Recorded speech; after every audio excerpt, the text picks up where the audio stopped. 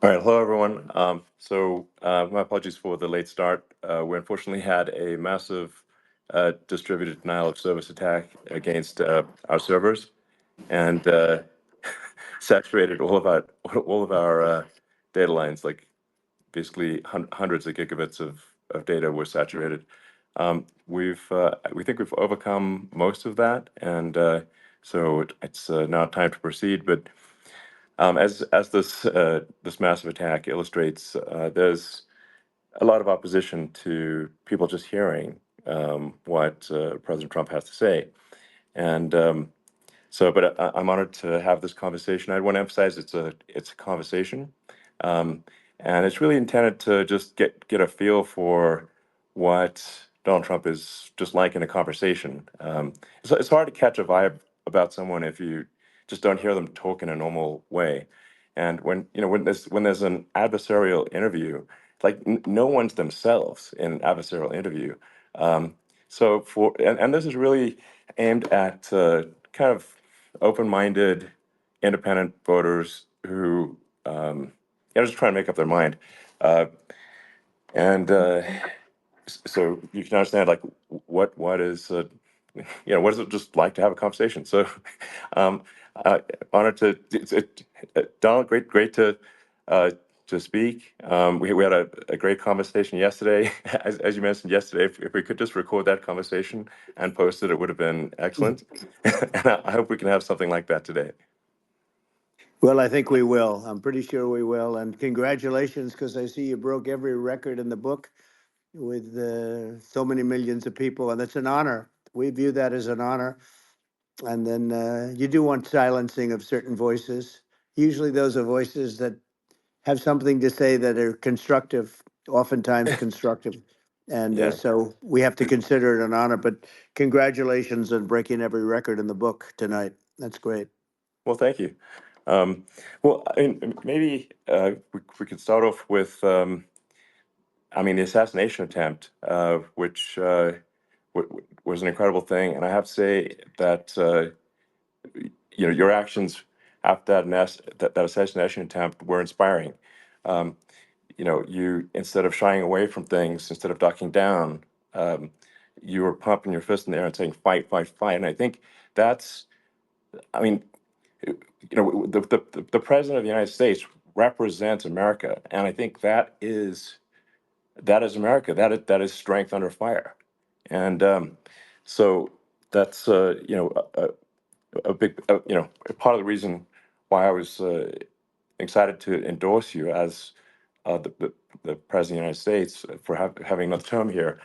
Is that was just incredibly inspiring. But I mean, what was it like for you? Not pleasant, I It's have to not be honest. pleasant. I said there Yeah. was I blood. I mean, had being more shot is blood. not much fun. I didn't know I had that much blood. The doctors later told me that the ear is a place that is a very bloody place if you're going to get hit. But in this case, it was probably the best alternative you could even think about because it went at the right angle, and it was a hard hit. It was very, I guess you would say surreal, but it wasn't surreal. You know, I was telling somebody you have instances like this, or like a lot less than this, where you feel it's a surreal situation, and I never felt that way. I knew immediately that it was a bullet. I knew immediately that it was at the ear, Yeah. and because it hit very hard, but hit the ear. And I also heard people shout, "Bullets, bullets!" Get down, because I moved down pretty nicely, pretty quickly, and we had bullets flying right over my head after I went down. So I'm glad I went down. The bigger miracle was that I was looking in the exact direction of the shooter, and so it hit me at an angle that was far less destructive than any other angle. So that was the miracle. That was Yeah. for those Split people that second. don't believe in God. I think yeah, we got to all start thinking about that. You have to, I'm a believer now. I'm more of a believer, I think, and a lot of people have said that to me. A lot of great people have said that to me, actually. But it was amazing that I happened to be turned just at that perfect Yeah. angle, and all because I put down a chart on immigration that showed that the numbers were so great. I love that chart I even mean, more maybe now it's a than I sign. ever. Maybe Yeah, that's a sign, you know. it's an immigration sign. You But highlighted a serious issue, and yeah, at that moment, that's right. the bullet missed your, you know, hit your ear, but you know, missed your head. I mean, your, Well, you know, the yeah, amazing thing is that the sign, I said, bring down that sign on immigration. And it was literally about an eighth of a second where it would be good. And after that, it was going to yeah, be a disaster, no matter which way you were facing. But it just had that perfect angle, which was yeah, exactly at this shooter. Very sad situation. Such a sad situation. As you know, we lost somebody that was great, Corey, yeah, who, a firefighter, a great gentleman, a great trumper. He was just a fantastic family and a fantastic man. And a friend of mine came up, Elon, and said, "I'd like to give the family some kind of help." And I said, "All right, that's great." He said, "Do you mind?" I said, "I don't mind at all." And he wrote out a check for $1 million, gave it to the wife. And, you know, she said, "This is really nice, but I'd rather have my husband back," which is a nice thing for sure, somebody to say, to be honest. She's great. The family is great. And we raised a lot of yeah, money for them and for two other gentlemen are unbelievable people also. They were hit really badly. They thought they were not going to make it, and they did. The doctors in the Butler area, I tell you, they were incredible. They saved the two, and they were really hit tough, both of them yeah, equally.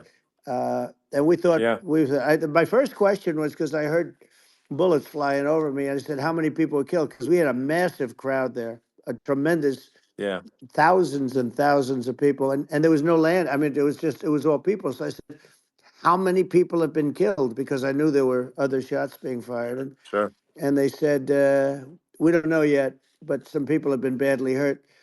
And I have to give the Secret Service sniper, they call him, or sharpshooter, but sniper, yeah, because he didn't know there was a problem.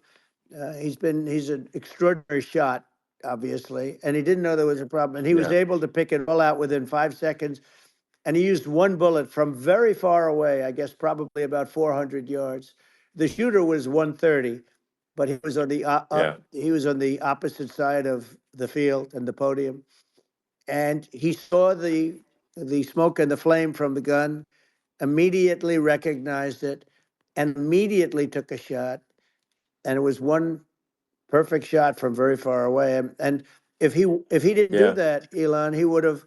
I mean, if he would have, a lot of people, a lot more people could have sure, been badly hurt and killed. So yeah, I have to absolutely, take my hat off to him, because that's also a surreal. You know, he's been with them for 23 years, and yeah, he's never had anything like this. And all of a sudden, he has to act, and it's a very tough thing to sure, act and to be shooting somebody. But he saw the gun, saw the smoke, saw the flame from the gun, very far away. I obviously has very good eyes. He's got very good vision, which I assume you have yeah, to have in that particular work. But he took absolutely, aim very quickly, and they say it was approximately 5 seconds from long range, yeah, one bullet. If that didn't happen, yeah, because the shooter had a lot of bullets, he had a lot of cartridges up sure. there with him, so could have Well, been very. I mean that's clearly you know, he was very confident in taking that shot to stop the attempted assassination. But I mean, there does seem to be, I mean, some pretty significant failings elsewhere in the system. Like, there's just no way that, like, how on earth does a shooter get on a roof 130 yards away? That seems crazy. I think most people people are wondering how on earth could such a thing happen? Well, I view it as two ways. There should have been nobody on the roof. There were people, Yeah, because there were so many tens of thousands of people there. There were people that were seeing him, and there was one woman with a red shirt and right. Trump all over I it, saw and the she's video. and she's screaming, "That guy's got a gun!" You saw it probably. Yeah, yeah, There's yeah. a No, I guy saw the up there video. with a So I gun. mean, So. it's like I guess, I mean, for my part, and I think probably many members of the public are wondering how the heck are, you know, basically people wondering by it, pointing out there's a guy on the roof with a gun, Yeah. and they're seeing it, but somehow it's not being addressed. That does seem Yeah, crazy. well, they're going to learn from this. The communication between the local police, who sort of had an idea, and then ultimately a man lifted himself up to the roof, could barely do it because he was pulling himself up, and Yeah, he saw the man with the gun. The man with the gun pointed the gun at him. He thought he was probably going to get shot, but he was like pulling himself up, and because of that, he couldn't get to his gun, and he fell down. Actually, very badly hurt his leg, his ankle. I hear very badly, but okay. he fell down, and he did. From what I understand, he did say, "There's a guy up there with a gun," and the shooting started very quickly after that. I think it forced the shooter to go maybe quicker. He was supposed to be a very good shot. Yeah, My sons, Don and Eric, they can't believe what happened, but they said from 130 yards, a bad shot would hit that target almost every time. They said it's like in golf, yeah, sinking a 2-foot putt. yeah. It's not a tough No, shot. it's not a Um, long shot. The Secret Service person had the long shot. He had triple the yeah, distance actually. So it was a terrible thing. Look, it's hard. I have to say this about the Secret Service. When I went down, and I went down based on, I think, they're screaming, but other people also, because people saw this happen. You had so many people. One of the miracles was that nobody ran. I mean, if a gun goes off, the crowd yeah, control people showed us this. When guns go off, and it does happen in stadiums at a soccer match or some kind of a match, everybody flees. They call it a stampede, like cattle. But everybody, and a lot of yeah. people get killed with those stampedes. We had Sure. more people than you'd have at some of these matches or these games, and nobody left. You had a small group behind us in the grandstand, and that was full. And you look at it as it was taking place, and normally they'd be running. They didn't leave. They saw that I was hurt. They saw a lot of blood, and they saw that I went down. And it's almost like they wanted to be with me. Well, out front, you had thousands, tens of thousands of people. As far as the eye could see, you had people in Butler, as far as the eye could see, and uh, Yeah, and a lot of press too. There were many cameras on watching this.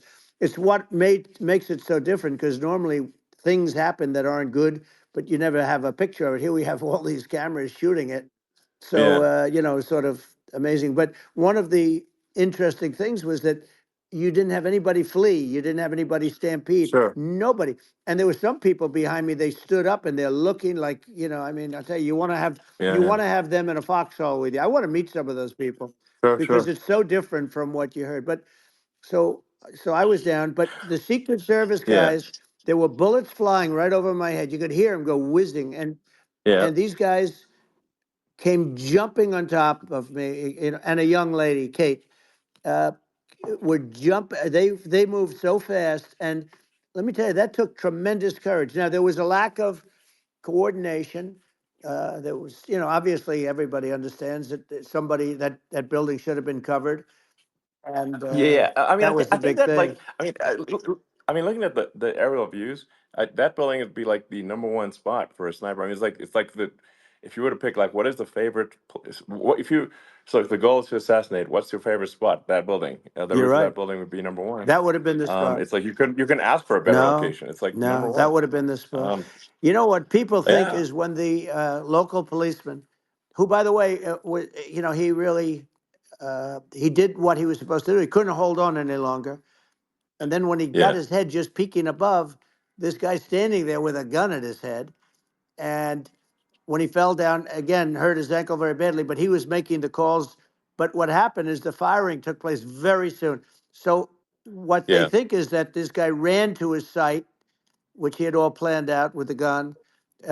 He ran to the site and he started shooting fast, and maybe that's why he sort of missed. I mean, he uh, yeah. But he as you got said, me, but he it would have could have hit. If been I it mean, could have been a much yeah. bigger problem. He- But he totally would have hit if you hadn't turned your head. So like there was a it was a very near It thing. was a So miracle. If I hadn't um, turned my head, yeah, I would not be talking to you right now. As much as I like you, exactly. I would not. Yeah, I would well, not be talking to you. maybe talking to me from another realm, perhaps. Yeah, that's Um, right. We'd be talking from a so different place. But it was a very terrible experience. The Butler Hospital, they did such a great job. The doctors were so good. Everybody was so good. There was a mistake. If somebody knew, because people were hearing that, there was just a bad feeling that there was somebody was around. You know that story now. It's been pretty yeah, well. yeah, And yeah, if somebody could have said, because they've oftentimes said, like there'd be a lightning storm or something, because I've done, I think, over 300. I think I did a lot more than that, but we did a lot. And oftentimes they'll say, sir, could you wait 10 minutes, please? Sir, could you wait 20 minutes? There's a storm overhead or lightning or something, right? And yeah, that happens yeah, often. And this would have been a perfect time for that to have happened, but it yeah. didn't get coordinated. That was the problem. Well, it was your I think your actions in the heat of a fire, and like what I find admirable there was that you can't fake bravery under such circumstances. The courage is instinctual or it is not. It's not a rehearsed action. And so I just want to say that I think a lot of people admire your courage under fire there. And Well, yeah, so thank you very yeah, much. I appreciate it. I didn't think of it. I just wanted to get up and I wanted to stand up. I wanted to let people know, I felt I was good when they were on top of me, covering me, actually, very much covering me and very bravely. But I wanted to get up. I said, I want to get up. And they wanted, they have everything there. They wanted stretcher. I didn't like the stretcher. And I knew I was hit in the ear, but I knew I wasn't hit anywhere else. They felt I was hit someplace else yeah, because it was such a lot of blood, and they were sure that I was hit someplace else. And they were saying, "Sir, you were hit in more than the ear." I said, "Nope, I was hit in the ear. I want to get up.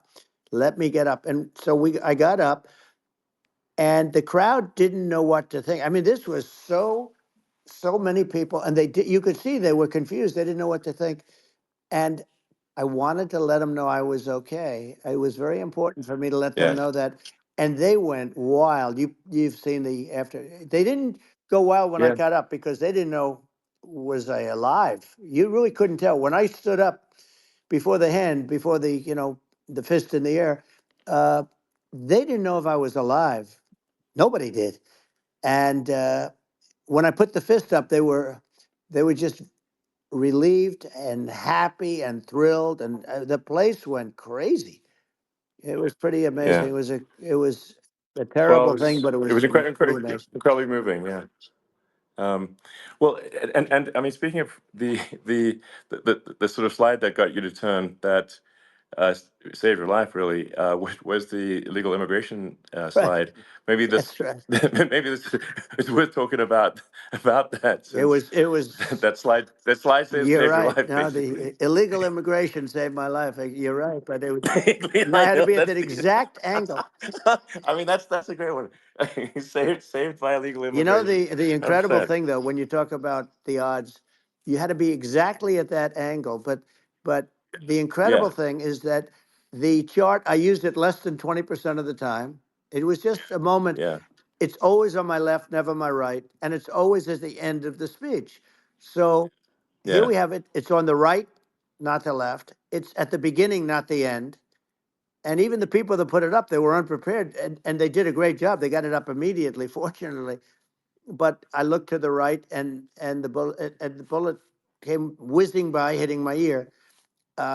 So it was amazing. But when you think of the odds of that, and yeah, yeah, normally you wouldn't use it. Normally I wouldn't have the thing, and then it would yeah. have been a very different story. It's very much, I say, an act of God. It's a miracle that it happened, and I'm Sure. honored by it. I'm honored by it. Well, what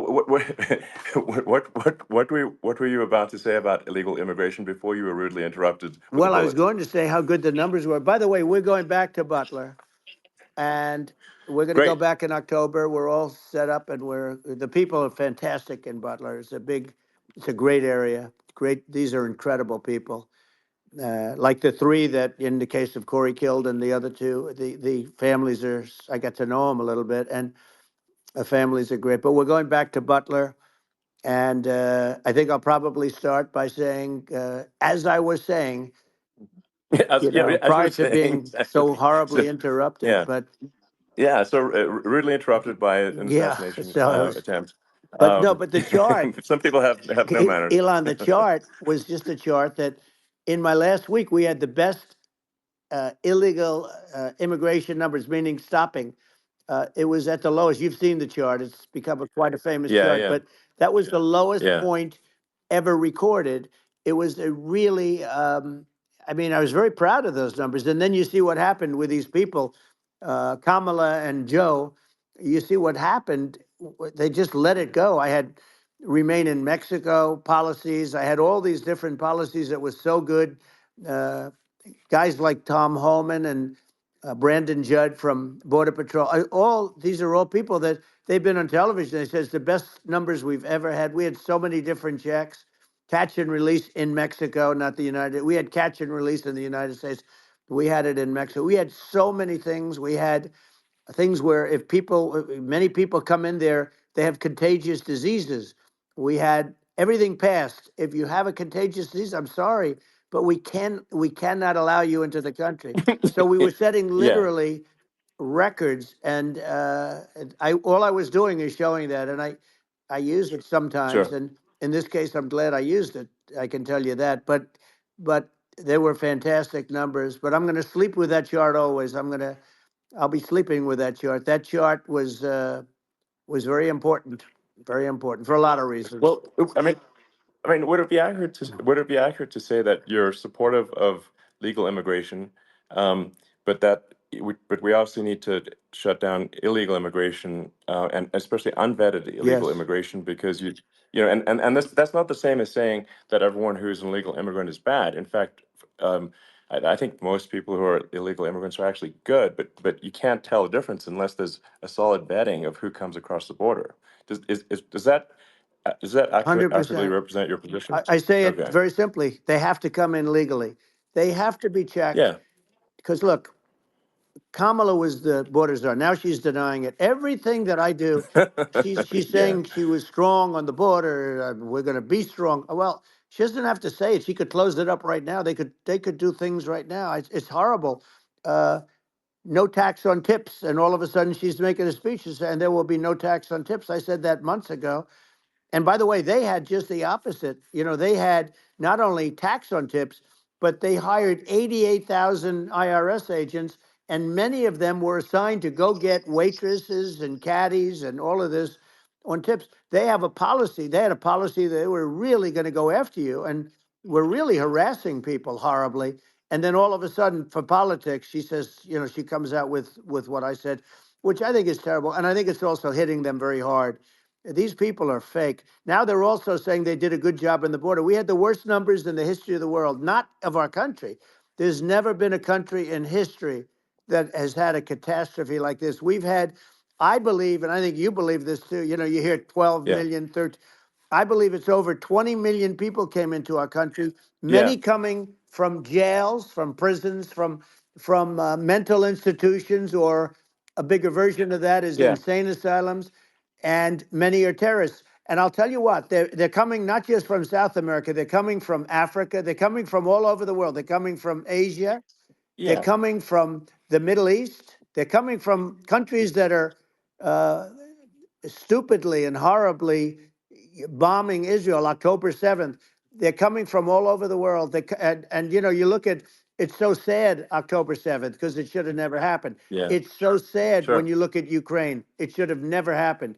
We have a defective Yeah. government. These are defective people, and they're not people that should be running it. But where you see it the best is the border, because you have millions of people coming in a month, and then she gets up and she tries to pretend like she's going to do something. She had 3.5 years. And by the way, they have another 5 months that they can do something, but they Yeah. won't do anything. It's all talk. She's No. incompetent and he's incompetent. And frankly, I think that she's more incompetent than he is. And that's saying something because he's not too good. Yeah. No, I think it is. essential to have a secure border. I mean, you're really not a country unless you have a Correct. secure border, and And uh, secure elections you too. know, yeah, absolutely secure elections, and so it's just essential to have a real border, or we can't function as a country, and our service, our central services are being overwhelmed in a lot of cities, and as we were talking about earlier, I think having a legal immigration process that is smooth and efficient and done well, and speaking as someone who is a legal immigrant, and I think I mean, like one way to think of it is, who do you want on your team? Um, who do you want on Team America? And I think we want to just say, okay, we want to let in people who are gonna, be great contributors to our society and to our economy, Right. and who do you want on the team? And it's not to say that, like in my opinion, actually, I'd say like probably most of the illegal immigrants actually are actually good, hardworking people. That's my opinion. But some are not, and you just have this sort of adverse selection process where, if somebody's if somebody's like you know, uh, has a career in theft or robbery. I don't understand what's taken them so long to get here, because we're such a target-rich environment. Um, I mean, why aren't more people who have a career in, bad things coming here sooner? Because I mean, it's a piece of cake to go rob, houses in LA or New York, compared to other parts of the world. And in a lot of places in America, if you try to stop the person who's robbing you, you'll be arrested. Yeah. Yeah. So it's insane. It's right. I mean, what's happening with crime, and our police are so good, but they're not allowed to do their job. But I have to tell you, Elon, I They're hate not. to say it because it's such a downer to say it. I hate to say it. I hate it, but you have a lot of people that just shouldn't be. I think it's a much bigger number than you think. They're I allowing, think you're again, right. they're Yeah. allowing people from their jails. And if you were running one of these countries where they're coming from, you would have had all of them. As an example, Venezuela, their crime is down 72%.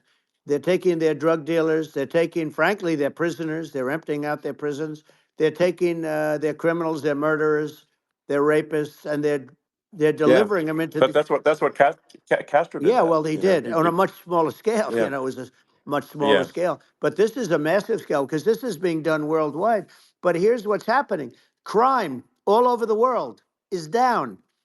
And wait till you see the numbers that we have. This is migrant crime. This is crime that's going to be. Yeah. And I saw it today in New York where somebody was knifed with raped the girlfriend of a man that stood there watching in New York in one of the shelters, and started Sure. pulling out the knives, and bad things happen today. But this is happening every day. These are rough people. These are people that are in jail for Yeah. murder and all sorts of things, and they're releasing them into our country, and they're telling them, if you come back, we're going to kill you. We're going to give you the death penalty or kill you. So they don't want to come back. But these are rough people. Yeah. These are criminals that make our criminals look like nice people, and it's horrible what they're doing. And she's in charge of it because now she's trying to say she Sure. had nothing to do with it, and she's such a liar because she was called the border czar the first day, and it was on the headlines of every newspaper. She's the border czar, and she never even went there. She went to one location which had nothing to do with where the problem is. She went in and out, I Right. guess, because she was getting a lot of pressure, Yeah. but Yeah. had nothing to do where the problem Yeah. is. But she was the Well. border czar, and people Yeah. Yeah. can't allow them to get away with their disinformation campaign. Now she's trying to say that she wasn't really involved, and the whole thing is horrible. She was totally in charge. She could have shut the border down without him. He didn't know what he was doing anyway, so he wouldn't have even known Yeah. what happened. You could shut the border down, he wouldn't Yeah. even know the difference. But uh, the fact is that she was border czar. But if you don't have to call her Yes. that, the fact is you could just call her. She was in charge of the border, and the border was the worst Right. ever. It's simply not working. No, It's it's I mean, horrible. whether it's by whether it's a question of, of intention or competence. Either way, we don't have a secure border, and we have people streaming over like it looks like a World War Z zombie apocalypse at times. And sometimes you got to sort of wonder, like, is it real or not? So because you see things, you're like, is it real? So I went to the border at Eagle Pass, and I saw for myself in Texas, and I was like, okay, it's real. I'm like seeing this in real time. I actually posted the video like just live. I just flew there one day and just to see, hey, is this made up or real? And I'm just seeing people stream across the border, and I have to say, at least the people that I saw did not look friendly. So These are people people, can look at my video and say, hey, yeah. does these people look friendly? I don't look super friendly. So These are people that um, Elon would not be the same man if he had to walk across the street and look these people in the eye. These are rough people. These are really rough people coming across. And I know rough people. And these are people that we don't want in our country. And the caravans are coming in and they're putting, and who's doing this are the heads of the countries. And you would be doing yeah, it, and so would I. And everyone would say, oh, what a terrible thing to say.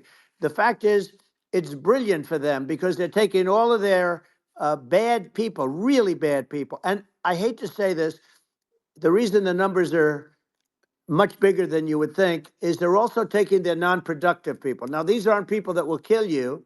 We have enough of them, but these are people that are non-productive. They are just non-productive. I mean, for whatever reason, they're not yeah. workers or they don't want to work or whatever. And these countries are getting rid of non-productive people in the caravans in many cases, and they're also getting rid of their murderers and their drug dealers and the people that are Yeah, really brutal people. And they're coming into our country yeah, at levels that have never been seen before. And I saw an ad just before I got on the air. I'm walking over here, and I saw an ad by Kamala saying how she is going to provide border security. Where has she been for 3.5 years? For 3.5 years, yeah. No, no. This we this have 20 this million this people this I poured think is. in. It's a terrible Yeah, I thing. think this, frankly, I think this is a fundamental existential issue for the United States. And if we have another 4 more years of open borders, and it's going to be even worse with another 4 more years, it's going to be even worse than it's been for the past, 3.5 years. I'm not sure we've got a country You don't have left a country at that left. point. Elon, if they get in, you will have 50 to 60 million people from all over the world, not South America only. We think of South America, we think of Honduras and El Salvador, Guatemala, and Mexico, the four. But it's not that. It's everywhere. They're coming in from Yeah, everywhere. And I had to stay in yeah, I think Mexico. this is a super important Yeah. point. Like people, it's like basically when I went down there, I was like, well, where are people from? It's like almost no one was from Mexico. To be No, clear, Mexico it's less, it's just it's just less it's than just the the others. border. It's just the border with Mexico. But the people coming in, it's Earth, the rest of Earth, and America is only about 4 or 5% of the population of Earth. It would only take a few percent of the rest of Earth to overwhelm everything in the We're U.S. already So overwhelmed, Elon. We're overwhelmed. You had to see the news tonight about New York. New York, and I love that place, and what they're doing to it is horrible, what they're doing to it. And all the courts do is they yeah, try and focus on Trump. Okay, then let's focus on Trump, who did nothing wrong. I complain about a rigged election. Elon, what's happened is unbelievable. You have from Africa, from the Congo, they're coming from the Congo, and 22 people came in from the Congo recently, and they're murderers, and they dropped them. They drop them. They take them out of jails, which is very expensive, to maintain the jails. Although they don't do too much maintaining, I can tell you. But they take them out of jails, prisons. They take them out, and they bring them to the United States. They deposit them in the United States and say, "Don't ever come back, or you're going to be executed."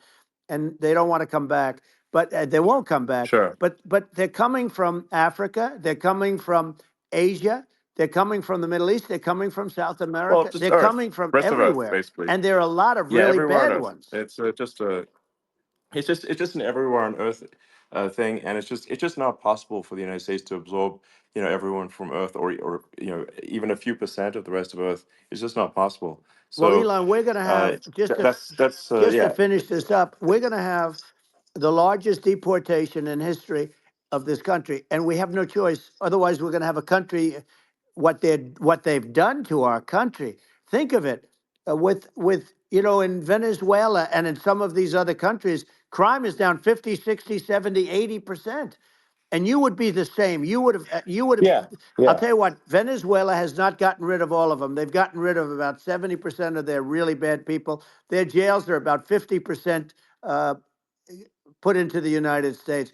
Same with other countries. Some sure. are at 30%, some are at 50%. They're all different. But the bottom line is they're all going to be at 100%. Why wouldn't you put 100% of it? Yeah, And they're doing it right now while this third-rate phony candidate. Don't forget, I beat Biden. He failed in the debate miserably. And, some people said, oh, gee, it's too bad.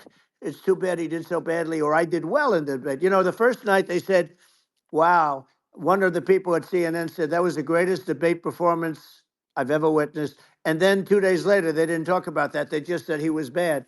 But that's okay. That's the way I get treated. And I don't mind that at all. What I can tell you is this: we cannot have a Democrat. We cannot have her. She's incompetent. She's as bad as Biden in a it's different. Look, yeah. she hasn't done an I mean, interview since this yeah, whole scam started.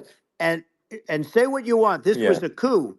This was a coup of a president of the United States. He didn't want to leave, and they said we can do it the nice yeah. way or we can do it the No, hard way. yeah. Not, I mean, they just took him out back behind the shed and basically shot him. Oh, what they did Biden. with this guy, So and I'm no yeah. fan of his, and he was a horrible president, the worst president in history. And one of the reasons he was so bad, first of all, the Israeli attack would have never happened. Russia would never have attacked Ukraine, and we'd have no inflation. And we wouldn't have had the Afghanistan mess, if you think of it, Well, and we wouldn't have had yeah. Afghanistan. But we think of it, Well, yeah. you take a few of those events away, and we have a different world. We would also have No, no no, you're yeah. inflation was caused by oil. Yeah, no, no. I think you're making an excellent point here, which is that when other countries can, that are, are thinking about invading or doing bad things, when they're thinking about that, they're thinking about, okay, what's the American president going to do, and do they fear the American president, or is it someone they do not respect or and do not fear? And I think they would they rightfully be. I mean, look at that the footage with the assassination. They're like, okay, uh, President Trump is like, don't mess with me. I mean, that's like, whereas I think people are not going to be, and they obviously have not been at all intimidated by Biden, and they certainly will not be intimidated by Kamala. And you have to really think of that in the context of global security. That if the American president is someone that, like, evil dictators are scared of, that makes a huge difference to the security of the world. So I had a good relationship with Putin, despite the Russia hoax that lasted for over 2 years. Just a hoax created by Hillary Clinton and Adam Shifty Schiff, some just bad people, just sick people, frankly. I mean, Schiff is a sick person. He's going to end up probably being a senator. It's hard to believe. The whole thing is hard to believe. But, they put our country in danger with that stuff, too. They actually, when they make up stories, and you have to fight your way out of it for a long time. But I know Putin very well. I got along with him very well. He respected me, and it's just one of those things. And we would talk a lot about Ukraine. It was the apple of his eye. But I said, don't ever do it. Don't ever do it. I shut down Nord Stream 2. That was the big oil pipeline, the biggest, I think, the biggest pipeline in the world going all over Europe. I shut it down.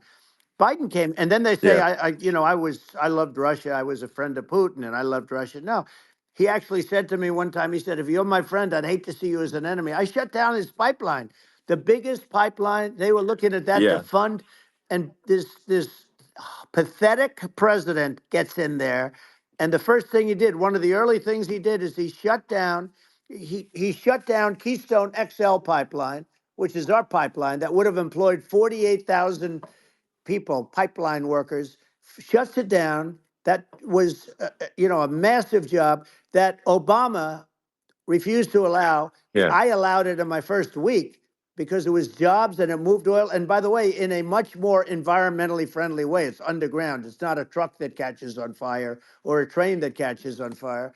But think of it. He shut down the uh, XL pipeline, the Keystone XL pipeline. He yeah, shuts that down and he approves the Russian pipeline, yeah. It doesn't make any right? sense. It's like it's inconsistent. Certainly but I mean, I think it's just worth emphasizing to listeners, the the immense importance of whether the United States president is intimidating or not intimidating, and how much that matters to global security. Because there's some real tough characters out there, and if they don't think the American president is tough, they will do what they want to I do, know every one of and them. it puts the whole Yep. world in danger. Elon, I know every one It's of a them, big and I know deal. them well. I know Yeah, Putin. I know President Xi. I know Kim Jong Un of North Korea. I know every one of them. And let me tell you, people will say, "Oh, this is terrible." He said, "I'm not saying anything good or bad. They're at the top of their game. They're tough. They're smart. They're vicious, and they're going to protect their country. Whether they love their country, they probably do. It's just a different form of love, but they're going to protect their country. But these yeah, are tough people at the top of their game. And when they see a Kamala or when they see Biden, Sleepy Joe, they can't even yeah, believe it. They can't believe this happened.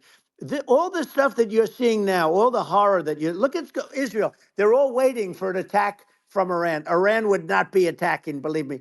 You know, when I was there, and I say it with respect because I think we would have been good with Iran. I don't want to do anything bad to Iran, but they knew not to mess around. Iran was broke because I told China, if you buy from Iran oil, it's all about the oil. That's where the money is. But if you buy oil from Iran, you're not going to do any business with the United States. And I meant it. And they said, we'll yeah, pass. yeah. They didn't buy oil. Other countries, likewise, Sure. you want to buy, you're not doing business with the United States. And they were at a point where they had no money for Hamas. They had no money for Hezbollah. They had no money for any of these instruments of terror. And it was amazing. In fact, there were articles when I was leaving, which is hard to believe, actually, especially when you look at what's happened to our country. Our country is so bad right now. It's such a different place. We were respected. Think of it. 4 years ago, we were so respected to a point where when I said don't buy oil, they didn't buy oil, but they had no Yeah, money yeah, and Israel would have never been attacked. Zero chance. And again, I said to Vladimir Putin, I said, don't do it. You can't do it, Vladimir. You do it, it's going to be a bad day. You cannot do it. And I told him things that what I do. And he said, no way. And I said, way. And you know, it's the last time we ever had the conversation. He would never have done. I got along well with him. I hope to get along well with him again. You know, getting along well with them is a good thing, not a bad thing. I got along well with Kim yeah, Jong Un. When I met with President Obama just before entering, you know, it's a sort of a ritual. And I sat down with him and we talked. It was supposed to be for a very short period of time. It turned out to be a long period of time. I said, "What's the biggest problem?" He said, "North Korea." I had that problem worked out very quickly. It was nasty at the beginning with Rocket Man and you know all the different things, yeah. but all of a sudden I Those got a some those call. those some Oh, those were some epic tweets, by the way. yeah, they Those were were no, like they were epic. absolutely. Everything he said that he has a red button on his desk. I said, I have a red button on my desk too, but my red button is much bigger, and my red button works.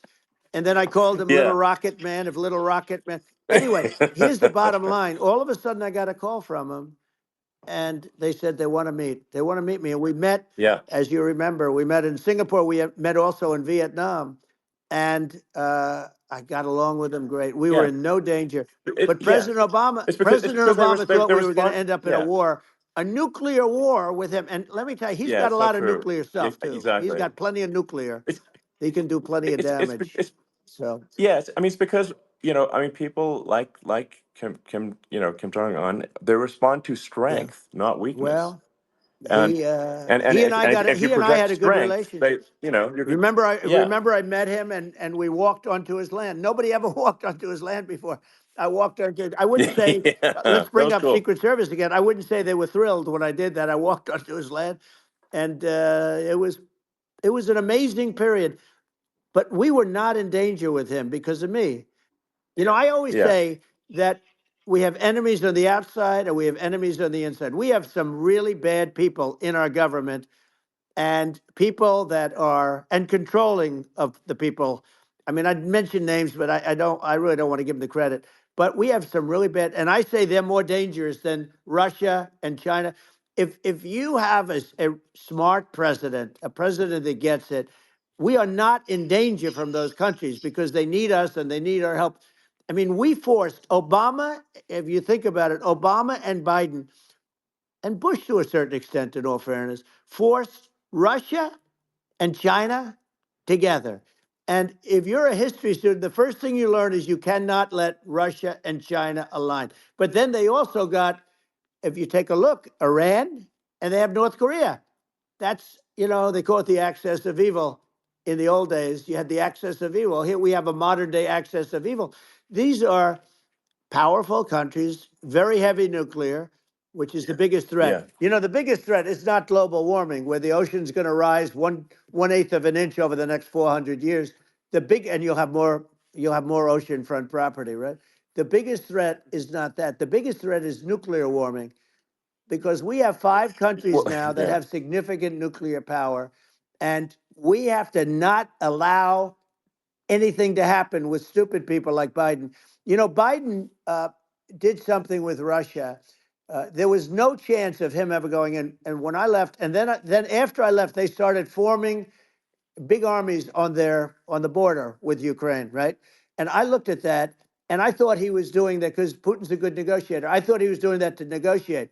But then Biden started saying such stupid things. For instance, he said that it can be a NATO country. Now, Russia, for as long as there's been NATO, has said we're never going to agree to that.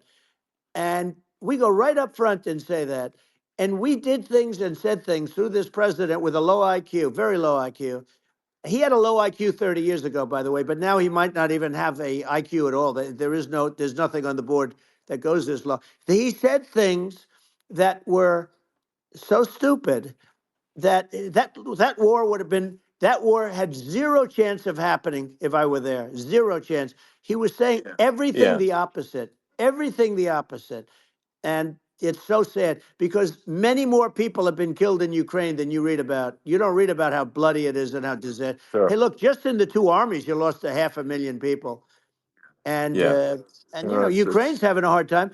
Ukraine, I don't know if you saw yeah. the article recently, and it's true. You don't hear the true story, but if you think about it, Russia's gone. Russia defeated Germany with us, and they defeated Napoleon. They've been around a long time. They're a big fighting Yeah. force, Sure. and Of it's course. very unfair. And Ukraine now doesn't have enough men. They're now using young men and very old men to fight, and we're in a very bad position. And I'm not going to blame exclusively, but I can tell you I could have stopped that, and a smart president could have stopped that. It wouldn't have happened. But we had a Yeah. man that actually made it.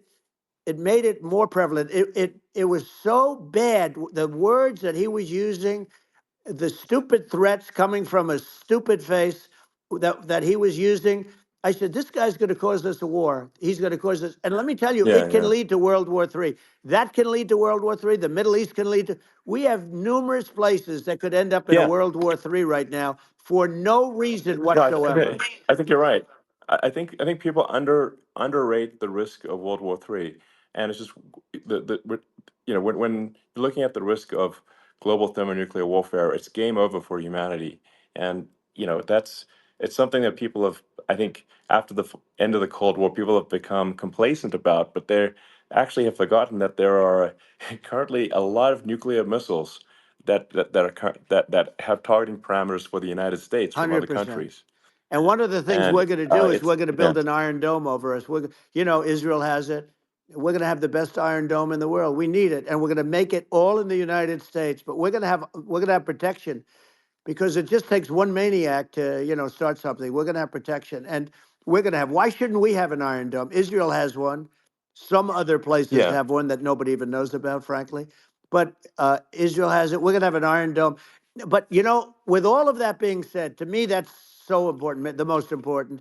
But with all of that being said, the election's coming up, and the people want to hear about the economy and the fact that they absolutely, sure. can't buy groceries because they don't have enough money to buy groceries. The inflation has killed them. Food prices are up 50, 60, even 100% in some cases. And this stupid administration allowed this to happen. And it's a shame. And that's the thing that people most care about, in my opinion. They care about the border a lot. And we discuss the border at great length. It's nice to have a Yeah, yeah, forum like this where I can discuss something at length. And by the way, you think Biden could do this interview? Do you think that Kamala could do this interview? They would take a pass on no, they you. could not. So they don't need Elon. They don't need Elon screaming out questions. It's pretty sad when you think that somebody that does this for a living can't answer a question or is afraid to do an interview. And in her case, with a very friendly interview, she's got all friendly interviewers. It's pretty sad. Yes, But the absolutely. big thing now is the Well, economy, Elon. And yeah, as much as yeah, I mean, I view nuclear as the single most important thing, but a lot of people don't. A lot of people don't understand that. But it doesn't have to. If I understand it, that's all you need. Because if I was president, you're not going to have that kind of a problem. But the thing that they really is making them angry is what Kamala and Biden have allowed to happen to the economy. It's a disaster with inflation. The inflation, it yeah, doesn't matter what you make. The inflation is eating you alive. If you're a worker or if you're just a middle income person, you can't afford. 4 years ago, 5 years ago, people were saving a lot of money. Today, they're using yeah. all their money and borrowing money just to live. It's a horrible thing Right. that's happening, and we'll end that Well, I think quickly. a lot of yeah, a lot of people just don't understand where inflation comes from. Inflation comes from government overspending because the checks never bounce when it's written by the government. So if the government spends far more than it brings in, that increases the money supply, and if the money supply increases faster than the rate of goods and services, That's right. that's inflation. Um, so really, we need to have we need to reduce our government spending, and we need to re-examine. I think we need like a government efficiency commission to say like, hey, where are we spending money that's sensible? Where is it not Right. sensible? And we need to live within our means. We're currently adding, I think, $1 trillion to the deficit every roughly Right. every 100 days. That's right. And the interest payments on the national debt have now exceed the defense budget. It's on the order of $1 trillion, It's interest. and it keeps Yeah, I growing. rebuilt our military, largely rebuilt our military, did a great job on it, which was so important. We had jets, we had fighters that were, and bombers that were 70 years old. And we did a great job in that. Then by the way, then we gave 85 billion of it back to Afghanistan, if you can believe it. We gave them 85 billion. They're one of the largest sellers Yeah, of military equipment in the world. They're selling what we gave them. That was one of the most embarrassing days in the history of our country. But if you think about, let's go back to the economy. We have to bring energy yeah, prices down. Energy started at the price of gasoline. Now your cars don't require too much gasoline, so you have a good, and you do make a great product. I have to say, I have to be honest with you. thank That you. doesn't mean everybody should have an electric car, but these are minor details. But your product is incredible. But the Thank you. gasoline, Elon, is the cost of energy. Not only gasoline, it's the cost of heating your house and cooling your house. That has Sure. to come down. It's gone up 100%, 150, and 200%, and that has to come down. When that comes down, and we're going to Yeah, drill, baby, drill. They stopped drilling, and then they went back to drilling because they went back to the Trump policy. But if they won the day after they get into office, this country will go out of business because they're going to go to an energy policy that's not sustainable. Wind and different things. You're not going to have anything. yeah, And I know you're a big fan of the AI, and I have to say yeah. that AI, and this is shocking to me, but AI requires twice the energy that the country already produces for everything. So you're going to have to build. We're going to have to build a lot of energy if our country will be competitive with China, because that's our primary competitor for this on the AI. You're going to Sure. need a lot of Well, I mean, electricity. You're going to need tremendous yeah, electricity, like almost double what we produce now for the whole country, if you can believe it. sure. Well, just going, back to this, like this basic thing, which that people try to make it sound complicated, but it's not. But inflation is caused by government Right. overspending. Would you agree that we need to take a look at government Yes. spending and have perhaps a government efficiency commission that just tries to make the spending sensible and so the country lives within its means, just like a The person does? waste is incredible, and nobody It negotiates is. prices. You used to have a lot of people making jets, and you end up with two companies, and they'll probably try and merge at some point. I mean, I went through it like Air Force, just a thing like Air Force One. One of the first documents they asked me to sign, a general said, "Sir, would you please sign this document?" And what is it? Air Force One. That's with Boeing. which is basically two planes, two 747s, and the price was Yeah. $5.7 billion for two planes. Now they're Wow. highly sophisticated. That's They're insane. even nicer than your plane, okay? But much more sophisticated. They're very. I won't say what's on it, but they got a lot of stuff on it. Anyway, but it's Sure. 5.7. I That's a crazy It's a number. crazy number, but I said I'm not going to pay 5.7. I'm not going to do it. I said, who made the deal? Obama and his people. I said, well, then I know the deal's no good. I'm not going to do it. And over a course of about 4 weeks, by my saying I'm not going to do it, I got the price reduced by $1.6 billion for the exact same plane, other than we had a nicer paint job, if you want to know the truth. But for the exact same plane, I saved one, and I said to Boeing, man, you guys must make a lot of money if you can reduce the price by that. But now what I do hear is that they're going back to the Biden administration and wanting big cost overruns, because they see these dopey suckers in there, and they'll end up getting some of the money back. But I shaved it by $1.6 billion for the exact same plane, and you can now take that and multiply that out times thousands of other Exactly. items, and Multiply it by yeah, a the zillion, numbers are and yeah, yeah. astronomical. I agree with you. Well, I mean, if so, I think it would be great to just have a government efficiency commission that takes a look at these things and just ensures that the taxpayer money, the taxpayers' hard-earned money, is spent in a good way. I'd be happy to help out on such a commission I'd love if it. it were formed. Well, you're the greatest cutter. I mean, I look at what you do. You walk in and you just say, "You want to quit?"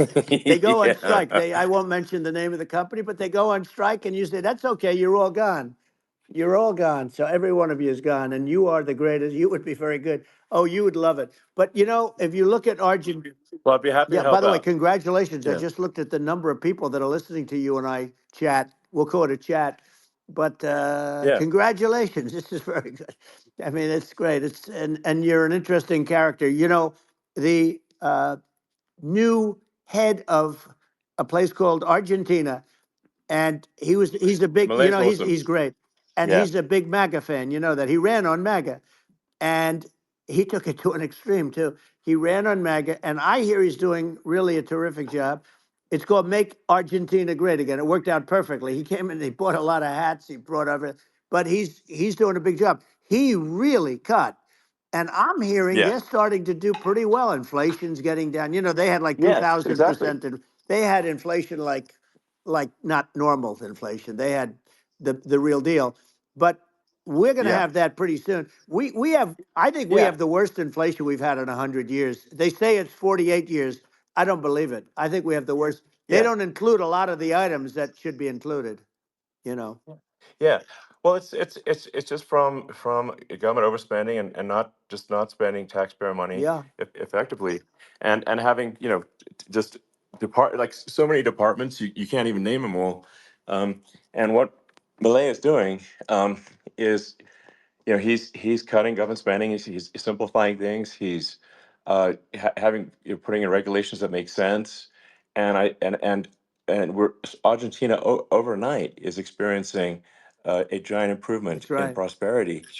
But it's also a lesson for the United States, which is that um, Argentina used to be one of the most prosperous countries in the world.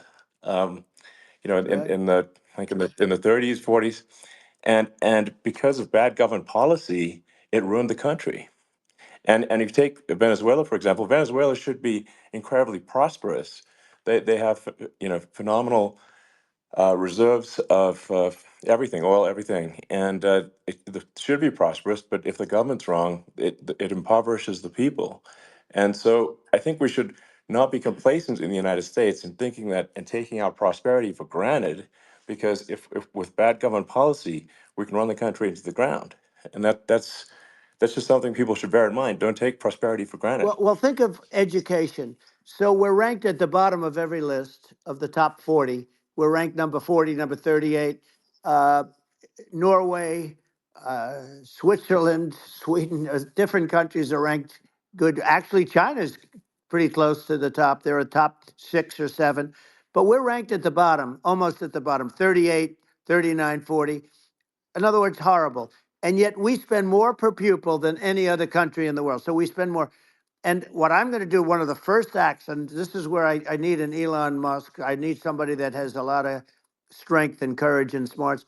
I want to close up Department of Education, move education back to the states, where Yeah, where states like Iowa, where states like Idaho, not every state will do great, because states that basically aren't doing good now. You look at Gavin Newsom, the governor of California.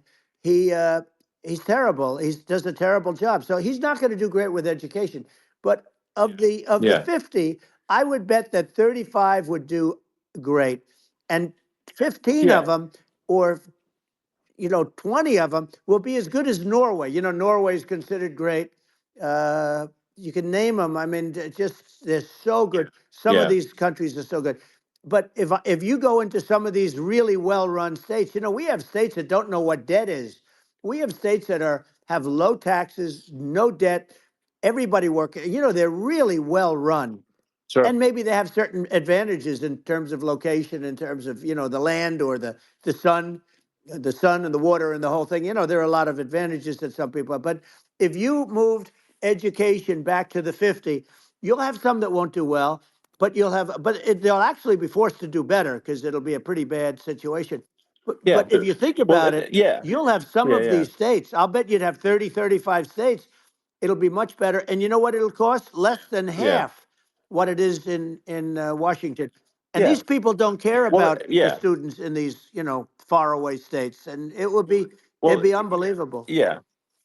I think you're making a good point in that if the states have to if if each state has to compete against other states, then people will That's naturally right. move to states where it's better. Well, like Um, California, as we said, it's a badly run state.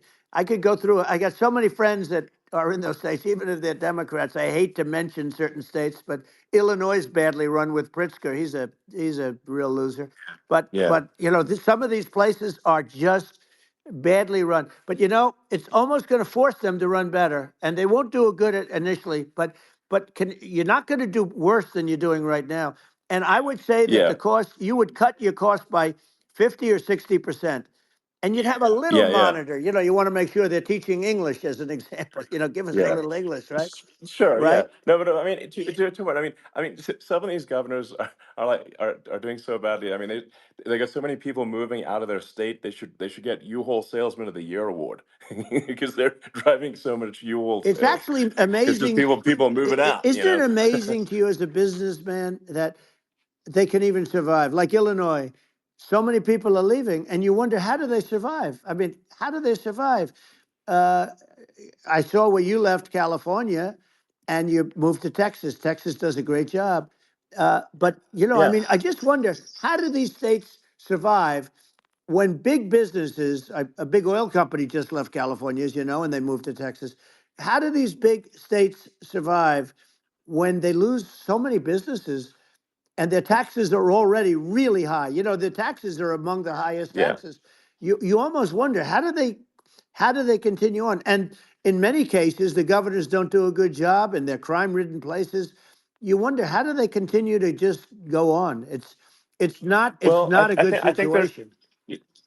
I mean, I think the only thing that's going to force some of these states to change is if they risk bankruptcy and they're not getting bailed out by the federal Right, government. right. Well, you're That's gonna that's you're the gonna only thing have that's going to that. get them to change. You remember the Yeah, area in California where they had that, where I guess somebody had sticky fingers and they stole a lot of money, and they went into a form of chapter, and it was very yeah, nasty for yeah. a period of time. But now it's probably the most popular place in all of California. So at some point, something like that may have to happen.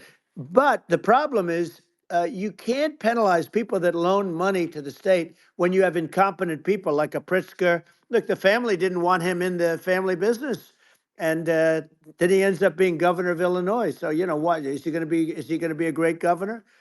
And you have people. I could name every one of them. I got to know every one of Yep. these, and some are very good, and some are just horrible. Well, I think that, I mean, the larger point here too, as you're saying, like a lot of people are concerned about the economy, a lot of people are concerned about inflation, and inflation is effectively a tax on people that save money, Yeah. and for people that are working day to day, it's just a form of taxation. And if we can solve the government spending problem, we'll solve the inflation problem, which means people will have a better standard of living, and Yeah. that's a really big Well, the deal. people that got hurt Um, worst are the people that did it the way they were taught to do it all through, their younger life and their young life and their whole life. The people that saved money and then they got no interest on their money and inflation destroyed them. And frankly, they were almost better off if they didn't do anything like that. I mean, those people have been absolutely decimated, and we're going to bring those people back and help those people. We've got to get the prices down. When I look at bacon costing 4 or 5 times more than it did a few years ago, sure. when you look at some of the food products in grocery stores, people go, they can't believe it. They used to be able to buy a whole cart, and today, a lot of people just don't have the money. They go in and they can't buy anything. They look at Yeah, it's it's. sticker I shock. think They it. call it Yeah, sticker shock, right?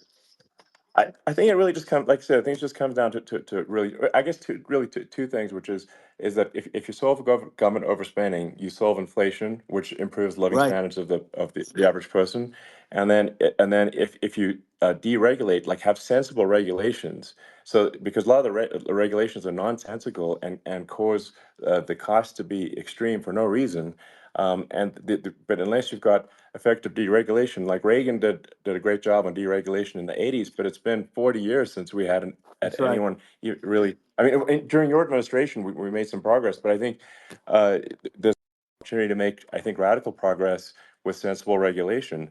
Yeah. And Well, if it was Elon, we those two things, yeah, those are the big yeah, deals. we set a record. We did more deregulation and more restrictions on all of the different businesses than any other president. Remember, I had the rule for every one we put in, you have to get rid of 10 or 12. And we did Yeah, radical cuts on all of that, and a lot of that's being put back by this administration. And we did radical cuts on things that weren't necessary. But we were all set. We had the best economy ever, maybe in the world. And then what happened is COVID came in, and we had to focus on that, and nobody knew what it was. And I always say I got good marks on economy, good marks on military. We knocked out ISIS. We did so many different things. We rebuilt. But, I never got the credit that we really deserved on what we did with COVID. We never got the credit. But if had that not happened, a gift from China, from Wuhan, came in from Wuhan, the Wuhan labs, and I always said it, and it turned out to be right. But yeah, had that not happened, we were set to start reducing debt. We were going to reduce taxes further. I gave the largest tax cuts, and we were going to reduce taxes still further for middle income people, not only businesses. But we did it for sure, businesses because they're the ones that's why we had the great job numbers. But we were set to really start reducing debt. And, we're sitting on the biggest pile of liquid gold anywhere in the world, bigger than Saudi Arabia, bigger than Russia.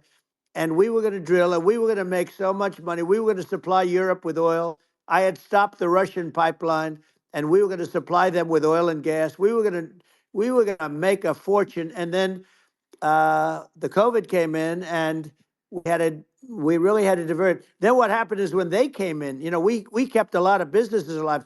If I didn't do what we did, we would have had a 1929 type depression. But the problem is when Biden came in, he got trillions of dollars and just started spending it stupidly. You didn't need it anymore. We got over that bad period where everybody was dying and feeling, it was just not a good period. Interestingly, during his administration, many more people died during his administration of COVID than during my administration, and we really got the brunt of it. But people don't realize more people died during his administration than ours. But it diverted us from doing what I wanted to do. But we had the greatest for almost 3 years. We had the yeah, great, and you know that probably better than anybody. So many of your friends said to me, the best years we've ever had in business were during the Trump years, and also said that African American, Hispanic American were so incredible.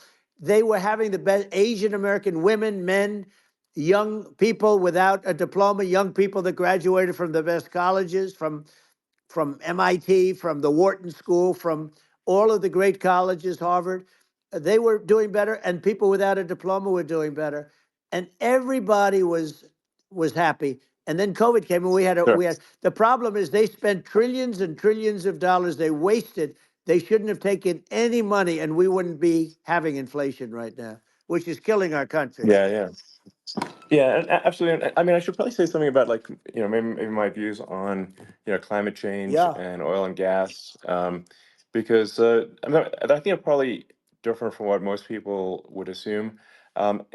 Because my views are actually pretty, I think, moderate in this regard, which is that I don't think we should vilify the oil and gas industry and the people that have worked very hard in those industries to provide the necessary energy to support the economy. And if we were to stop using oil and gas right now, we would all be starving, and the economy would collapse. So I don't think it's right to sort of vilify the oil and gas industry, and the world has a certain demand for oil and gas, and it's probably better if the United States provides that than some other sure. countries, and it would help with prosperity in the U.S. And at the same time, obviously, my view is like we do over time want to move to a sustainable energy economy, because eventually you do run out of. I mean, you run out of oil and gas. It's not infinite. Um, and there is some risk. I think the risk is not as high as a lot of people say it is with respect to global warming. But I think if you just keep increasing the parts per million in the atmosphere long enough, eventually it actually simply gets uncomfortable to breathe.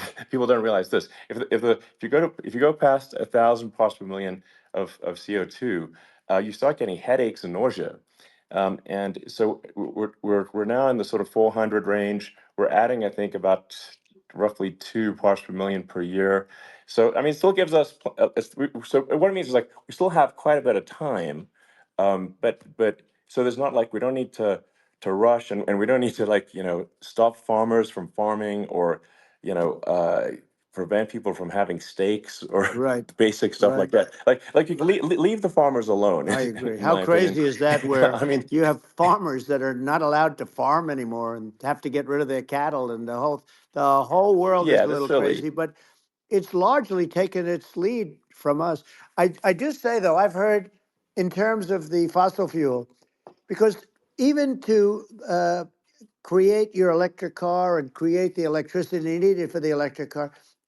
Fossil fuel is what really creates that at the generating plants. And, so you sort of can't get away from it at this moment. I mean, someday you might be able to, but I do hear we have anywhere from 100 to 500 years left. Much of it hasn't even been found yet. Yeah, But there are tremendous, like Anwar. I got Anwar in Alaska approved. Ronald Reagan couldn't do it. Nobody could do it. Everybody tried. Nobody could do it. I got it approved. The first thing that Biden did was unimprove to get rid of it. He ended yeah, it. His uh, his secretary went in and she ended it. And what a disgrace. That's Anwar. That's bigger, or they think it could be bigger than Saudi Arabia in Alaska. Could be bigger than Saudi Arabia. But they went in and they terminated it. And I'll get it going very quickly, because not only is it big for Alaska, I mean, you talk about economic development, that for the United States, I mean, that is, they say bigger than Saudi Arabia or the same size, and pure, yeah. really good stuff. And, they end it. So I think we have, perhaps hundreds of years left. Nobody really knows. But during I that yeah. during that I mean, time, my something will estimate. come around that will be Yeah, very good. yeah. Yeah. Well, I mean, and my estimate would be, a little more aggressive than that, but it's not the sort of like we're all going to die in 5 years stuff. That's obviously BS. Um, but I mean, my view is like if you just look at sort of the parts per million that increments every year, you get sort of 2 or 3 parts per million every year of CO2.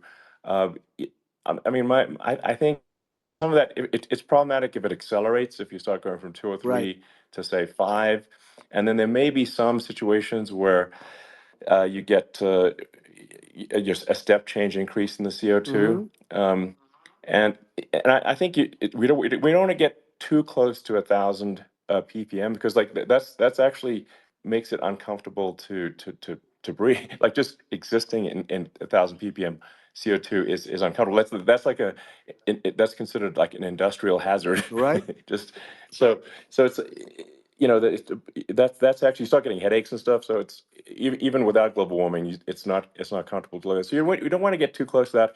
But I mean, I think we've got. I think we want to just move over, and like, and if I don't know, 50 to 100 years from now, we're I don't know, mostly sustainable. I think that'll probably be okay.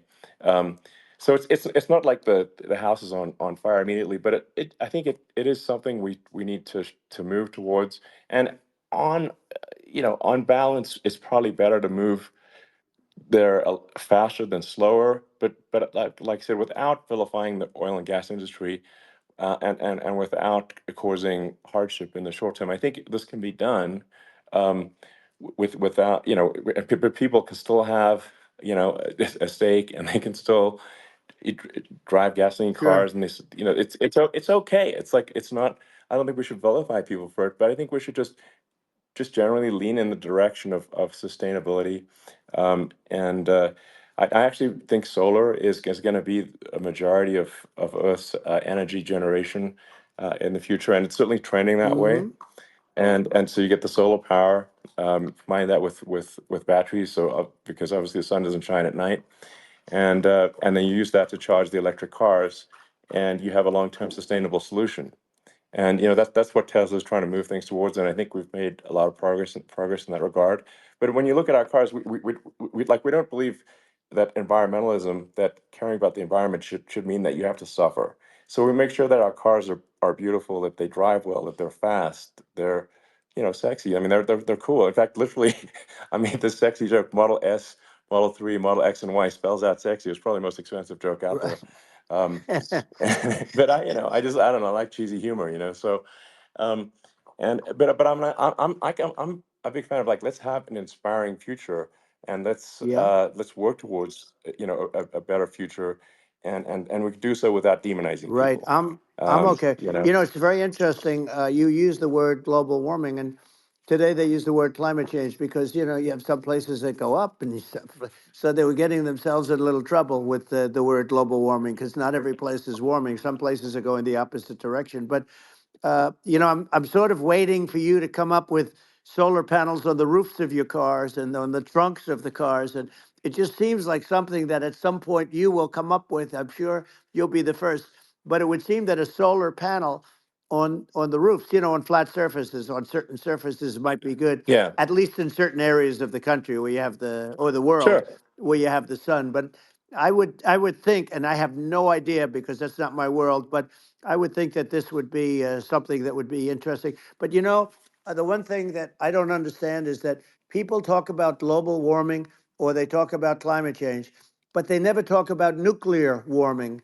And to me, Sure. that's an immediate problem because you have, as I said, 5 countries where you have major nuclear, and probably some others are getting there, and that's very dangerous. That's where you need a strong American president because you don't want to have this proliferation. But you have 5 countries and getting more. China is much less than us right now, but they're going to catch us sooner than people think. They're way lower. Russia and us are number one, and I mean, we're sort of tied.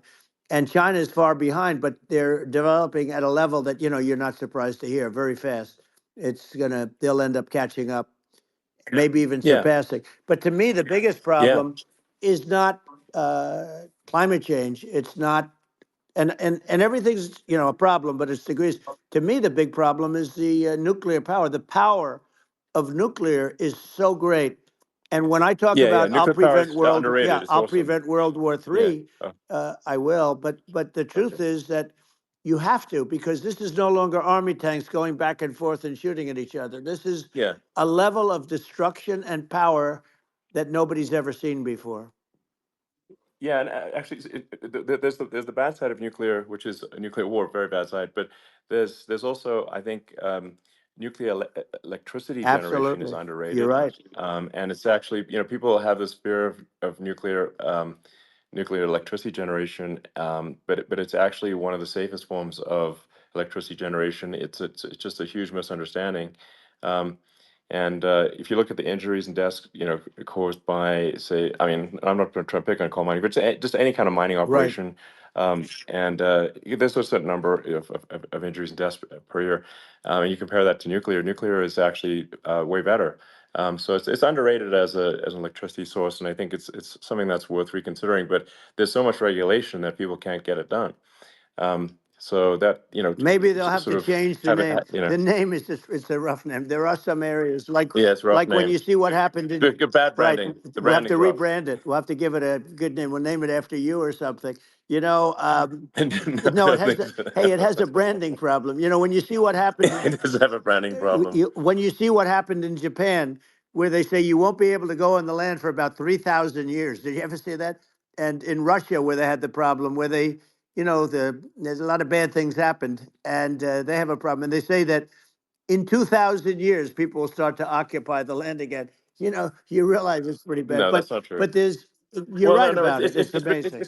it's actually not that bad. So like after Fukushima happened in Japan, like people were asking me in California, are we worried about like a nuclear cloud coming from Japan? I'm like, no, that's crazy. It's actually it's not even dangerous in Fukushima. I actually flew there and ate locally grown vegetables on TV to prove it. Um, and and I donated a solar water treatment, a solar powered system for a water treatment plant, and Yeah, but you haven't because the been danger feeling is so just well lately, and I'm worried about no, it. but I mean, I'm it's just only kidding. it's I'm only fine, kidding. it's like Hiroshima and Nagasaki were bombed, but now they're like full cities again. So Right. it's Well, that's clearly great. not That's great. something that That's um, great. so it's not as scary as people think, basically. But Yeah. um, let's see. I mean, are there some other topics we should touch on? Oh, like lawfare. I think Well, we need to be eh, concerned about. what they've done to Um, this country. obviously, Yeah. yeah. Well, we just won the big I mean, case in Florida. This was a Biden administration did something that's never been done in this country, and that's go after their political opponent, me, with this nonsense and just nonsense. And the big case in Florida we won, but they always pick a judge and a jury, and they use local DAs, they use the local uh, attorney generals like Fani, Fani, spelled yeah, Fani, Fani, and yeah, it's yeah. all a big hoax, and it's all run from there. Like in Manhattan, the one of the top people from the Justice Department went in, ran Manhattan, ran the state. The Letitia James deal was run by a person from the Department of Justice, Biden. They've never done this before, Sure. and they set up a very bad precedent. It's called lawfare, warfare. Yeah, It's a terrible thing, and never happened in our country. It does happen in banana republics and third world countries, but it's never yeah, happened. And the incredible thing is it actually drove my numbers up because people see, fortunately I have a platform like you, or in all fairness, like a conversation like this, where I can talk about it and people understand. I mean, you fight for election integrity and you end up getting indicted because you're fighting for election integrity. And when the day comes that you can't fight for election integrity, you don't have a country anymore. So what yeah, happens is they went after their political opponent, me. Now Biden's, close to vegetable stage, in my opinion. Okay, I looked at him today on the beach, and I said, why would anybody allow him? The guy could barely walk. Why would anybody allow him? Does yeah, he have a political advisor that thinks this looks good? He thinks this looks good because it looks so bad, and it's ridiculous. I mean, and he's been doing right, that right. for a long time. He can't lift the chair. The chair weighs about 3 ounces. It's meant for children and old people to lift, and he can't Yeah. lift it. The whole thing is Well, crazy. he's clearly not, I mean, he's clearly like we just don't have a president right You now. don't That's have a just obviously the president, and case. she's going to be worse than him Um, because she is a San Francisco liberal who destroyed San Francisco, and then as Attorney General, she destroyed California. You talk about location, and we're talking about the sun and the water and all. There's nothing better than California. She has destroyed that. She was the original DA. She was the original in San Francisco. She was the original Attorney General in California. What she has done to California is, well, you know better than I do. You just left California for a lot of those reasons. And what she's done with crime, with cashless bail, where you kill somebody. I mean, we have states now you kill somebody and they let you out right away. I mean, you don't have to even put up, and then they never find the people unless they kill again, and then they let them out again. Our Yeah. country is becoming a very dangerous place. And she is a radical left San Francisco liberal. And now she's trying to protect. Now she's looking like she wants to be more Trump than Trump, if that's possible. I don't think it's possible, but she wants to be more Trump than Well, Trump. yeah. I want a wall. I I want, think that's you know, she yeah. wants to release all the Yeah. prisoners that are in detention, and some of these guys are really bad. Right. That just came Yeah, I out just saw today. that. She Yeah. doesn't want to build the wall, even though the walls work. Walls and wheels. You know, in your business, everything you do is obsolete. Almost, well, not the tunnels, but everything is obsolete. Even your rocket ships, they're like a month later, they're obsolete. You find a better way to. The only thing that's not obsolete is a wall and a wheel. And the wall, you know, I built hundreds of miles of wall, and that's why we had such good numbers. I was going to add Yeah. 200 miles. We bought it. We could have flipped it up in 3 weeks, and they sold it for 5 cents on the dollar. That meant I said, "Wow, that means that they actually do want to have open borders." She wants to have open borders, and now she's going like she's tough on the border. It's such a lie. Yeah, this is simply not true. Yeah, This is simply no, not and true. everybody Yeah, knows it's it's simply not not true. true. It's a disgrace that she can Yeah. say it. No, I mean, obviously, what's happening sort of overnight is they're rewriting history and making Kamala sound like a moderate when in fact she is far left, like far Worse left. than Bernie Um, Sanders. She is considered more yeah, liberal by far than Bernie Sanders. She's a radical left lunatic. And if she's going to be our president, very quickly, you're not going to have a country anymore. And she'll go back to all of yeah, the things that she believes in. She believes in defunding the police. She believes in no fracking, zero. You don't. Now all of a sudden she's yeah. saying, no, I will. I really want to see fracking. If they got in, the day she got in, she'll end fracking. And by the way, if people didn't think that, the lunatics that really believe in that, they won't vote for her. You know, like like the Yeah. Palestinians and Israel.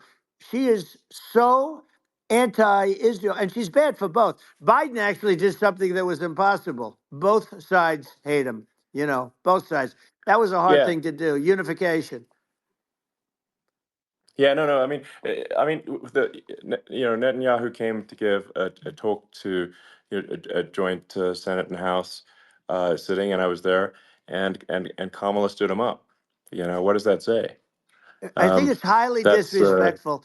And I say, if you're a Jewish person or if you believe in Israel, if you're a person that, you know, is a very pro-Israel, if you vote for her, it's worse than Biden. And Biden was bad. But if you vote for her, you ought to have your head examined. And you see tonight, I mean, as we're doing this, I'm seeing reports coming that they expect an attack tonight or tomorrow from hundreds and maybe thousands of rockets. You know, their Iron Dome, as they call it, as we all call it, but their shield that they build, that can be swamped. We'll use the term that's yeah, appropriate, swamped. But they yeah. swamp it by shooting enough missiles. You know this better than anybody. By shooting enough missiles, So, they can't defend themselves. You know, they just obliterate the whole yeah, place. And that's what some people think they're looking to do. And we have no leadership. There's no respect for the United States of America with these people.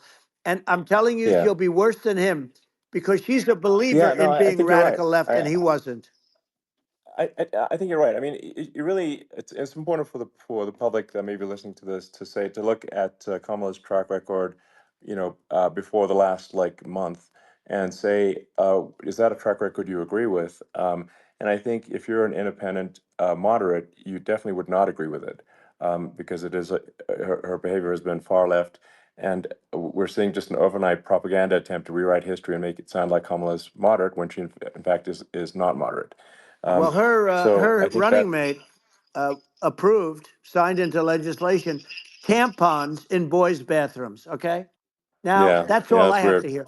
Tampons in That's boys' weird. bathrooms, and that means she believes Yeah, in that too. I mean, yeah, that's she not picked okay. this guy because he was the closest to her. A lot of people thought she'd pick sort of the opposite, but she picked an anti-Israel radical left person. But she is far worse, they say, than Bernie Sanders. If we have her as a president, if we have a Democrat at this moment as a president, I don't think our country can survive. I think it's a massive. I think we're in massive trouble, frankly, with the Kamala administration, and that's my honest opinion. Um, and uh, and I think really it's essential that you win for the good of the country for this election. And I mean that's understating my opinion. Now you know you may have seen this, but I got a letter from the EU Commission, like saying, to not have disinformation on the during this discussion that we're having, and there's a lot of attempts to do censorship and to force censorship even on Americans from other countries, and um, what do you think about that? Well, I know the European Union very well. They take great advantage of the United States in trade, as you know. We, through a different forum, NATO, we protect them, and yet, if you build a car in the United States, you can't sell it in Europe. You just can't sell it. It's impossible. The same thing with our farmers. Our farmers find it very difficult to do business. You know, we have a deficit with them of $250 billion, which people don't know. It sounds so nice, the European Union, but let me tell you, they're not as tough as China, but they're bad. And I let them know it, and that's probably why they notified you. No, they don't treat our country well. We defend them, you know, with Ukraine. So we're in for 250 billion, and they're in for about 71 billion, and they have the same size. It's if you add up the European nations that in terms of an economy, it's about the same size. When you say as us, and they're in, Yeah, and they're in much greater risk. They they're right there. We have an ocean separating us from, in this case, the enemy would be Russia. Used to be for the yeah, Soviet Union, but let's assume they're close enough. And what happens is uh, they're in for 70 something million. I think even less than that, billion, and we're in for about 250 billion, and it could be a lot higher than that. And I say, why aren't you going to equalize? Why aren't they paying what we're paying? And they're in much more, it's much more important for them because of the fact that, they're right near there. I mean, they're all sort of in that location. We're not. But yeah, they should, and I did it with NATO. There were only 7 countries that were paid up in NATO out of 28 at the time. And the United States yeah, was subsidizing. yeah, The United States was subsidizing NATO, tremendously subsidizing NATO. And I said, I went yeah, in and I said, you yeah, got to pay up. If you don't pay up, we're not going to defend you any longer. I took a lot of heat, but you know what happened? Billions and billions of dollars came flowing in, and yeah. I think a lot of the public isn't aware of the fact that the United States pays a disproportionate share of the NATO expenses, and then we get even though taken advantage of on trade. So think yeah, about it. well, I mean, the point of NATO is defending Europe, and it's it's like then okay, well, why is the United States paying disproportionately more to defend Europe than Europe? That doesn't make sense. That's unfair, and that is an appropriate thing to address. Well, Um, when you talk about so cost cutting and savings and everything else, I mean, honestly, look, there's nobody that feels worse about the Ukraine situation than I do because I know it would have never happened. I know Zelensky. He was very honorable to me because when they went with the Russia hoax and they said I had a phone call with him, he said it was a perfect phone call. It was a great phone call. He could have grandstanded and said, "Oh, he was very threatening." He said, "No, it was a very nice phone call." I called him up to congratulate him on his win, and you end up getting impeached because these people are yeah, yeah, lunatics. I was talking about the difference from the people within and the enemies on the outside. In many cases, the people from within are more dangerous for our country than the Russias and the Chinas. If you have a smart president, you're not going to have a problem with them. You're going to do things. yeah, Now, they've taken advantage yeah, of us absolutely. incredibly, but you're going to do things with the right person. Yeah, well, I think it's obvious that you're a believer and an advocate of free speech because during your first term as president, you were attacked relentlessly every day, often very unfairly with with false attacks, and you didn't try to shut down the media, you didn't try to inhibit their freedom of speech, and I think that says a lot. Well, the good thing is that you and I have, and some people, very few, we can get the word out. Although sometimes it's hard because they don't want to print it, like like we're having a great conversation right now. Kamala wouldn't have this conversation. She can't because she's not No. smart. You know, she's not a smart person, by the way. She can't have this conversation. And Biden, we don't even have to talk about it. I mean, he couldn't have this conversation. He would have given up on the first half of a question. He would have walked out. He would have said, "Where am I? Where am I going?" So anyway, but Yeah, no, he wouldn't have this. that's true. Not a lot of people would have this conversation, but you know, we cover a lot of territory. But the beauty is that you know, we can have a conversation, and Yes, you I'm can actually able have a to get it out conversation. without because I get treated unfairly This by is a the really press. big point. You can actually have a conversation with you, Yeah, it's nice, isn't it? and you can't have a conversation with Biden or Kamala. It's like not. It's not possible. That's true. Um, It's so this is like talking to an NPC. no. So it's just Well, impossible. but think of it. We need a man or person who's unbelievably sharp in order to stop all the nuclear danger and all the dangers that I'm talking about. And I got along with all these. You know, I got along with Kim Jong Un. We had dinner, we had everything, and he really liked me, and I got along with him really well. By the way, he's the absolute boss over there. You know, a lot of people said, "Oh, do you think he really?" That's for Let me sure. tell you, I saw things that you don't want to know about. He is the boss. But you know, we had a good relationship, and he doesn't like Biden. He considers him a stupid man. He said he's a stupid man. Well, at least he speaks his mind. But you know, in this country, you're not sort of allowed to say it, but I guess you are. You should be allowed to say it if Yeah, it's true. But we need smart people, and we need people that have an ability to lead. And she doesn't have that ability. Can you imagine? Now, you know yeah. Chairman Xi very well. Can you imagine her and him negotiating or No, it's even silly. It would be standing silly. together? It is, the whole concept Yeah, is ridiculous. She is terrible. She's terrible. But she's getting a free ride. I it saw a would. picture of her Yeah, yeah, on Time Magazine today. She looks like the most beautiful actress ever to live. It was a drawing, and yeah, actually, yeah. she looked very much like our great first lady, Melania. She looked, she looked, didn't look, Yeah. she didn't look like Camilla. That's right. But of course, she's a beautiful woman, so we'll leave it at that, right? Yeah, well, maybe like I think part of what people in America want to, people in America want to feel excited and inspired about the future. They want to feel like the It's future is true. going to be better than the past, and that America is going to do things that are greater than we've done in the past, reach Right. new heights that make you proud to be an American, and excited about the future. Um, They want the and I American think dream this, back. You know, they want the American dream back. More important than anything else. It's like you don't have that today because the people they've been just sucked. They see incompetent people running our. You know, the Biden thing is very interesting. People just found him to be incompetent, and when I debated him, I was like, "Is this for real?" It was Yeah, it was just absurd. But I think there are like some grand projects that we could do. I mean, I think like we could build a base on the moon. We could send American astronauts to Mars. We right. could build high speed Yep, connections that are more advanced than anything else in the world between our cities, so people have fast transport. Um, it's possible to solve traffic with tunnels. that's right. We already made great progress in Vegas doing that, and and just do things that are exciting and inspiring and make the future feel like it's better than the past. Well, I saw what you Like, did in Vegas, and I'll tell you, it was amazing. I got to see. I took a big glimpse at it, and it's incredible. You know, it's incredible, and you could do that all over. You could do that all over. It's deep. yeah, You and don't even need much structure. You know, assuming you're in the right areas. no, it's straightforward. It's amazing.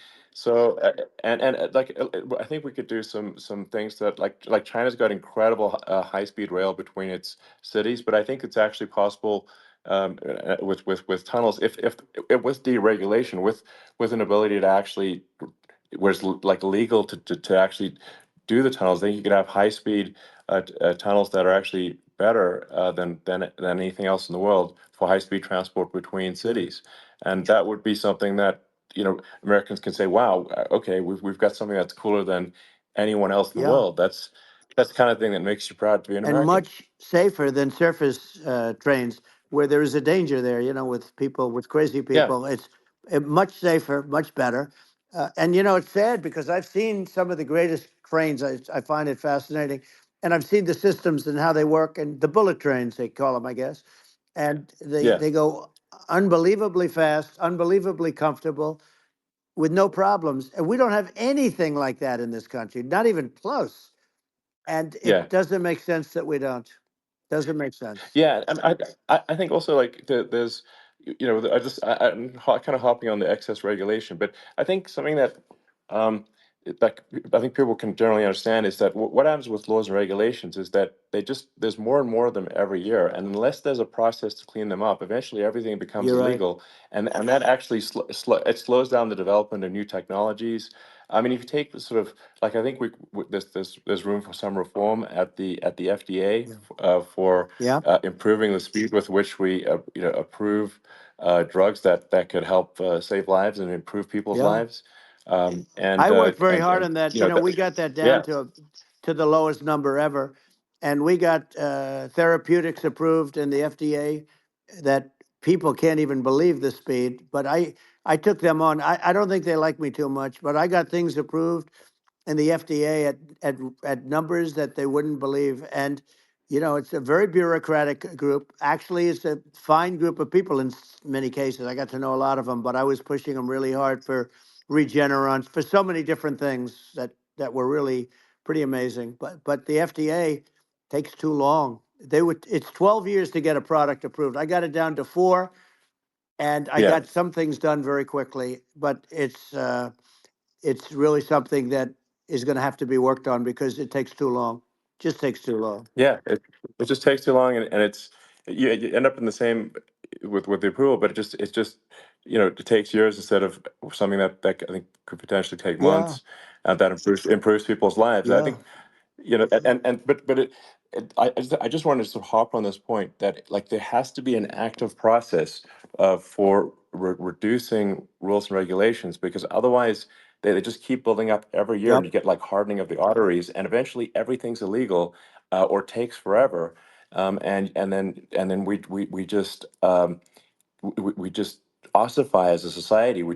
Uh, we can't make any Yeah. progress, and that's it's a really big Well, deal. Elon, just So getting back to the FDA for 1 second, I got something done called Right to Try. This is where you can go in and if you're terminally ill, you can use a space age, medicine or whatever it may be. We have the best doctors, the best labs in the world. We really do. And but people would go to other countries because you couldn't use the product, even if they thought it worked, because it's going through the FDA.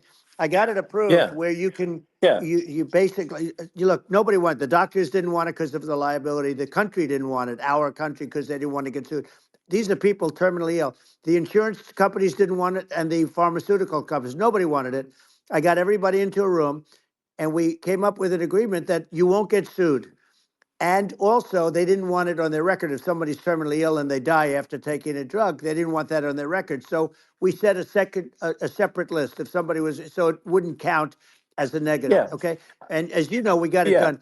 We have saved Right to Try. They've been trying to get this done for 58 yeah, years. And it sounds simple, but it wasn't because I mean, the insurance companies, nobody wanted it, but we got it done. sure, You signed a document that you're not going to sue the insurance companies, the country, you're not going to sue anybody.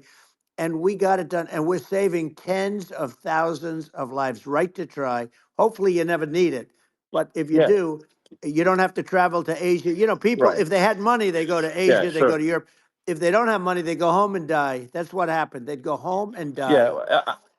Well, I mean, and actually, to give Europe some props here, it's like if a drug is approved in Europe, which has a crazy amount of regulations, it should obviously be approved in the U.S. Yeah. I mean, they get more regulations than we do. So why would a drug be approved in Europe and not in the U.S.? That's crazy. Well, we did it. We did Um, something that really, they've been trying to do it for 50 years and they just couldn't get it done. And I got it done.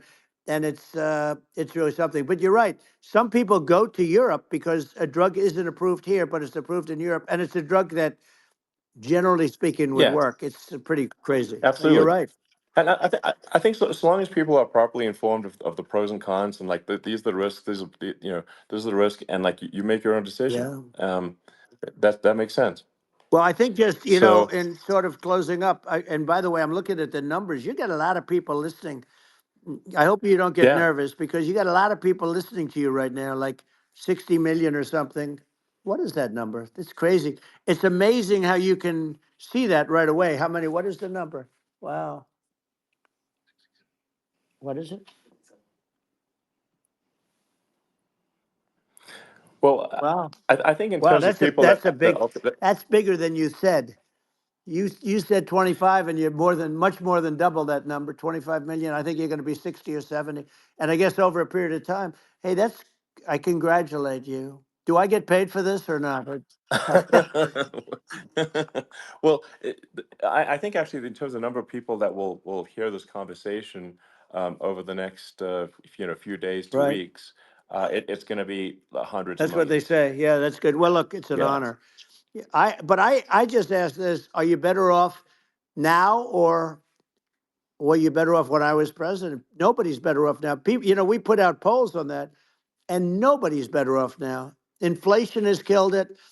And they also feel very unsafe. You look at what's going on with a lot of different things. You look at the riots we had at the Yeah. colleges over, I mean, it's ridiculous, but Right. all of the riots, they just feel unsafe.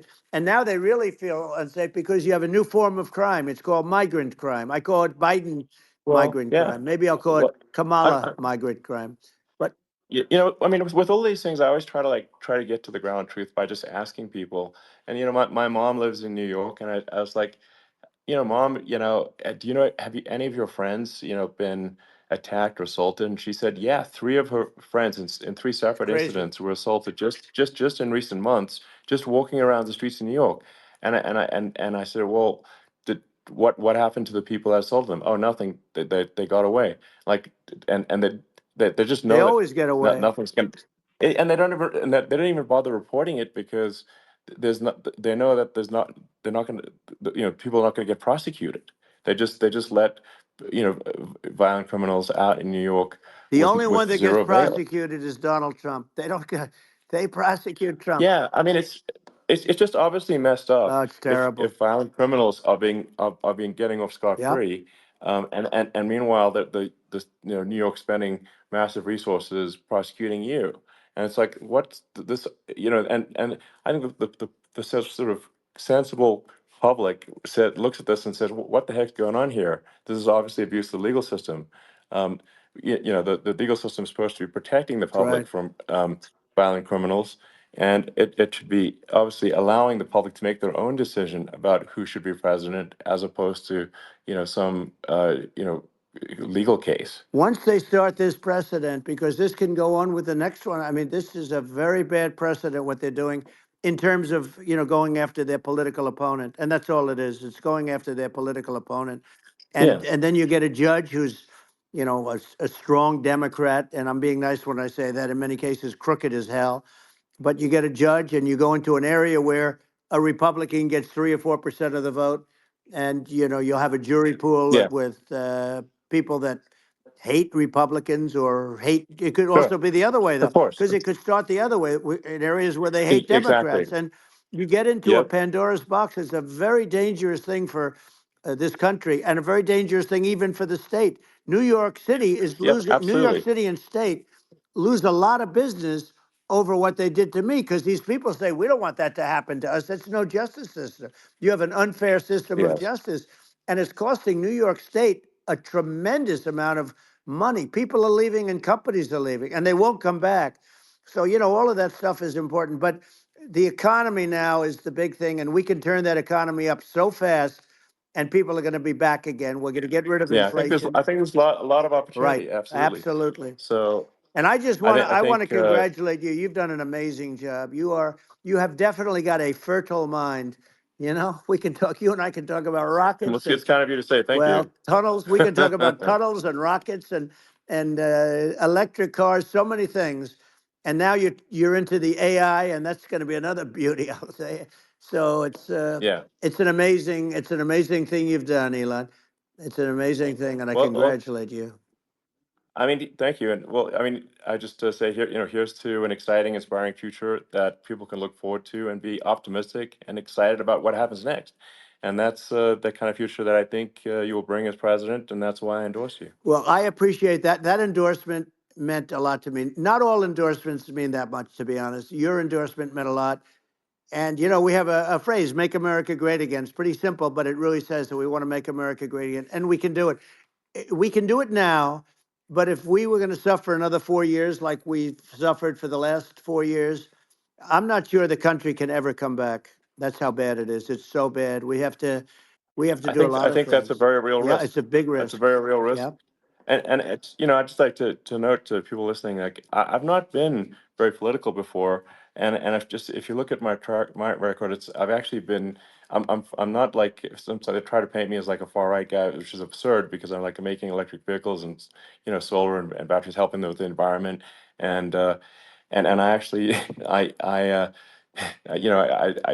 supported Obama. I stood in line for 6 hours to shake Obama's hand when he was running for president, and so it's not like I'm like some sort of dyed in the wool long term Republican. I'd call myself, uh, historically a moderate Democrat, but now I feel like we're really at a critical juncture for the country, and uh, I think a lot of people thought the Biden administration would be a moderate administration, but it's not, and obviously we were just going to see an even further left uh, administration with Kamala. That's my honest opinion. I mean, her dad is literally. I mean, she was brought up as an actual. Her dad is a Marxist economist. You can Google it. I mean, it's not a. We're not making this up. That's how she was brought up. So, and we want to have a future that is prosperous. And I think we're just at this critical juncture, and I think this is a case of the America is kind of at a fork in the road, it's true. and I think it will take if the path to, like you are the path to prosperity, and I think Kamala is the opposite. Then that's my honest opinion. I'm gonna get attacked like crazy, and I've also experienced quite a bit of lawfare myself. And but I'm just trying to tell people my honest opinion, and I haven't been really active in politics before, and I'm just trying to point out that my track record historically has been moderate, if not moderate, slightly left, and so this is to people out there who are in the moderate camp to say I think you should support um, Donald Trump for president. And I think it's actually a very important junction in the road, and we're in deep trouble if they don't, if it goes the other way. Well, I want to thank you. And, you know, I actually always did think of you as somewhat left. I must say that. So it's Yeah. even more of an Well, honor to have yeah. your endorsement. I know how strong you feel about it. But, you know, when you think of her, San Francisco, 15 years ago, I had a great friend, Bob Tish. He said it's the greatest city in America, and now it's almost not livable there. And California likewise. And she was involved in the destruction of San Francisco and the destruction of California, and she will be involved in the destruction of our country if people are so unwise as to elect her. And I hope that doesn't happen, and I hope the elections are going to be run honestly, and we're going to turn this country around. We're going to do things that, and we can do it fairly quickly. And we have to get rid of the criminals that have been, given to us by other countries as they laugh. They laugh at Yeah. us. They think we're stupid to accept these people. These are radical, stone cold killers in many cases and terrorists. And they're in our country by the hundreds of thousands. Yeah. And we have to take Yeah. them out.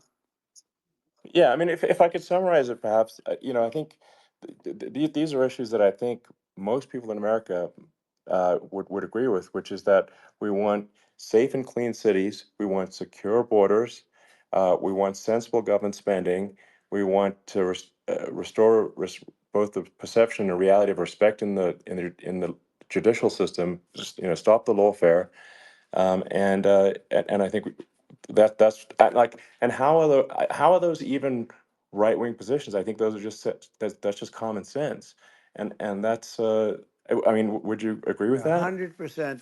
I don't understand, the whole, they call it progressive. They don't like the word liberal anymore, but call it liberal or progressive.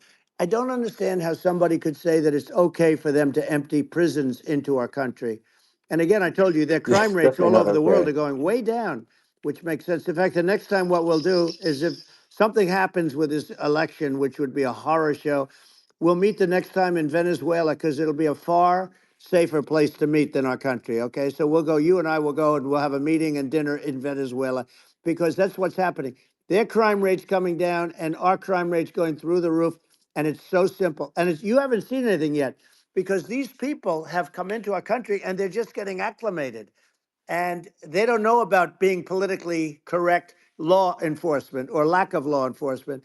And our police, I have to just end with this. We have great police. We have great law enforcement, but they're not allowed to do their job. They have to be able to do their Yeah. job without being destroyed. Well, absolutely, and it's obviously demoralizing if you're a police officer risking your life to to arrest violent criminals who could kill you and do kill you sometimes, and then you arrest the violent criminal, and then the DA doesn't prosecute, and that's let the guy out. Yeah. Well, then, like, why should a police officer risk their life uh, to arrest a violent felon Well, even worse, if Elon, nothing's going to happen? even worse, they prosecute the police officer. They go after it and they prosecute the police officer, and they take away his pension. They take away his Yeah. job. He loses his family. He loses his house.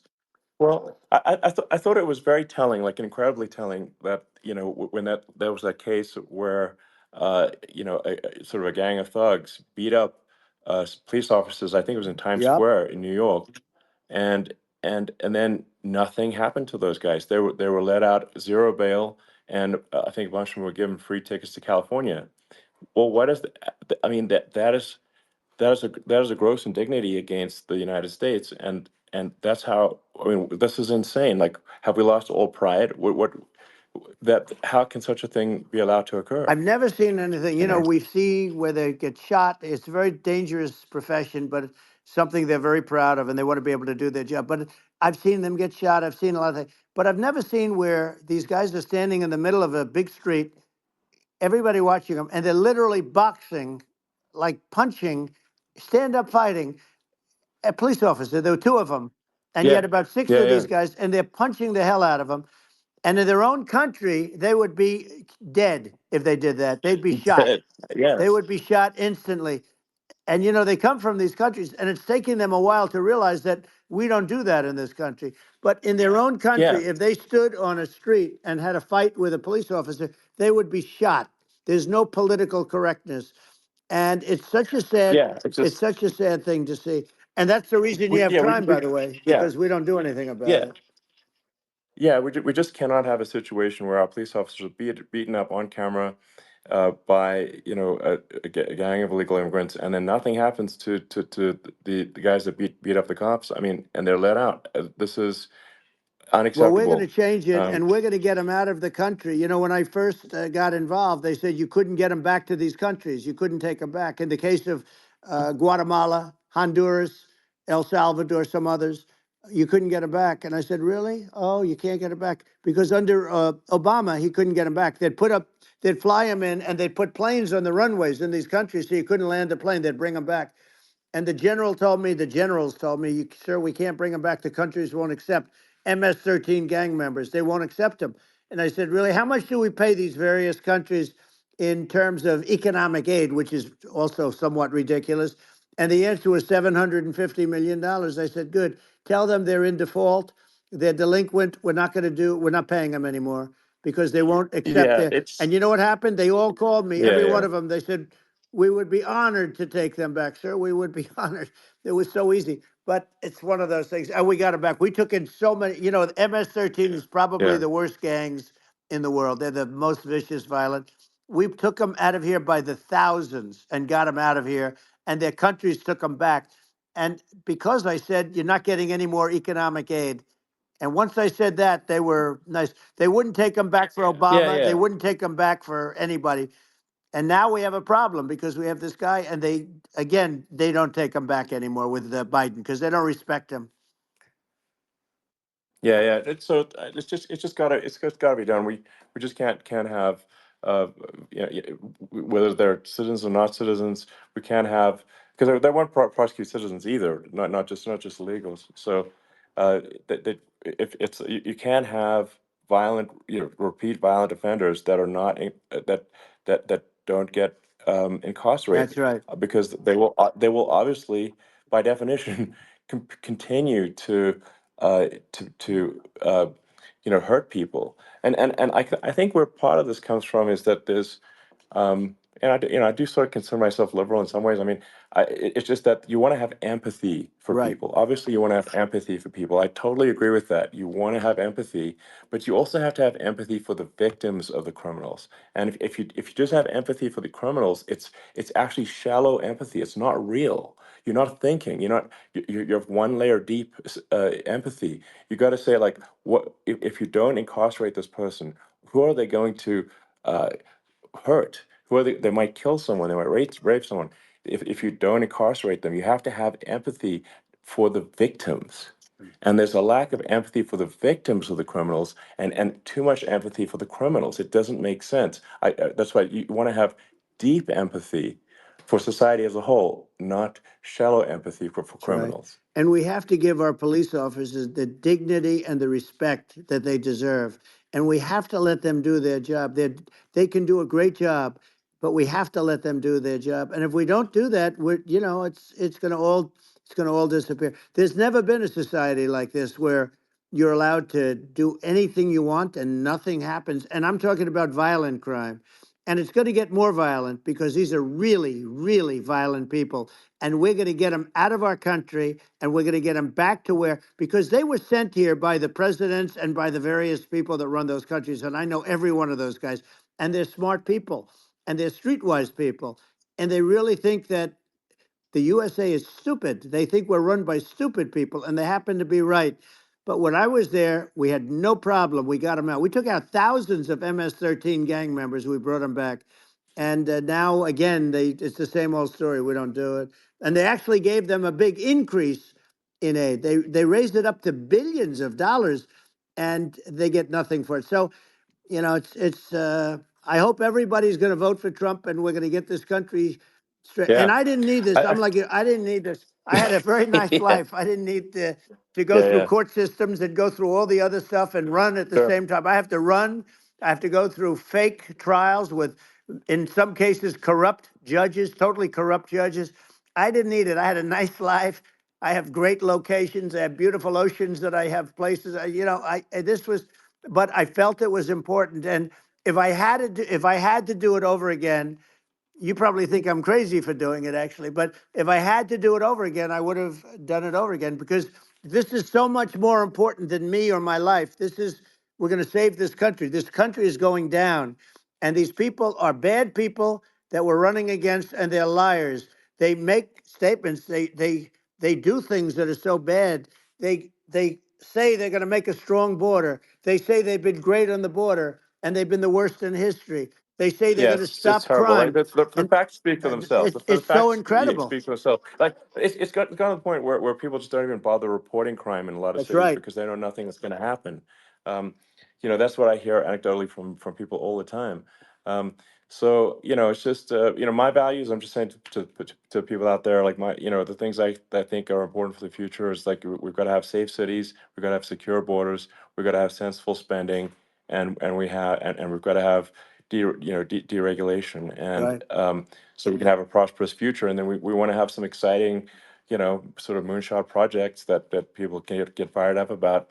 And that's the future I'm looking for. And I'm pro environment, but I'm not against. I'm not like I don't think we should vilify the oil and gas industry because they're keeping civilization going right now, and but I do think we want to move a reasonable speed towards a sustainable energy economy. Those are my values, and I think and so I mean that's uh, why I'm supporting you for president.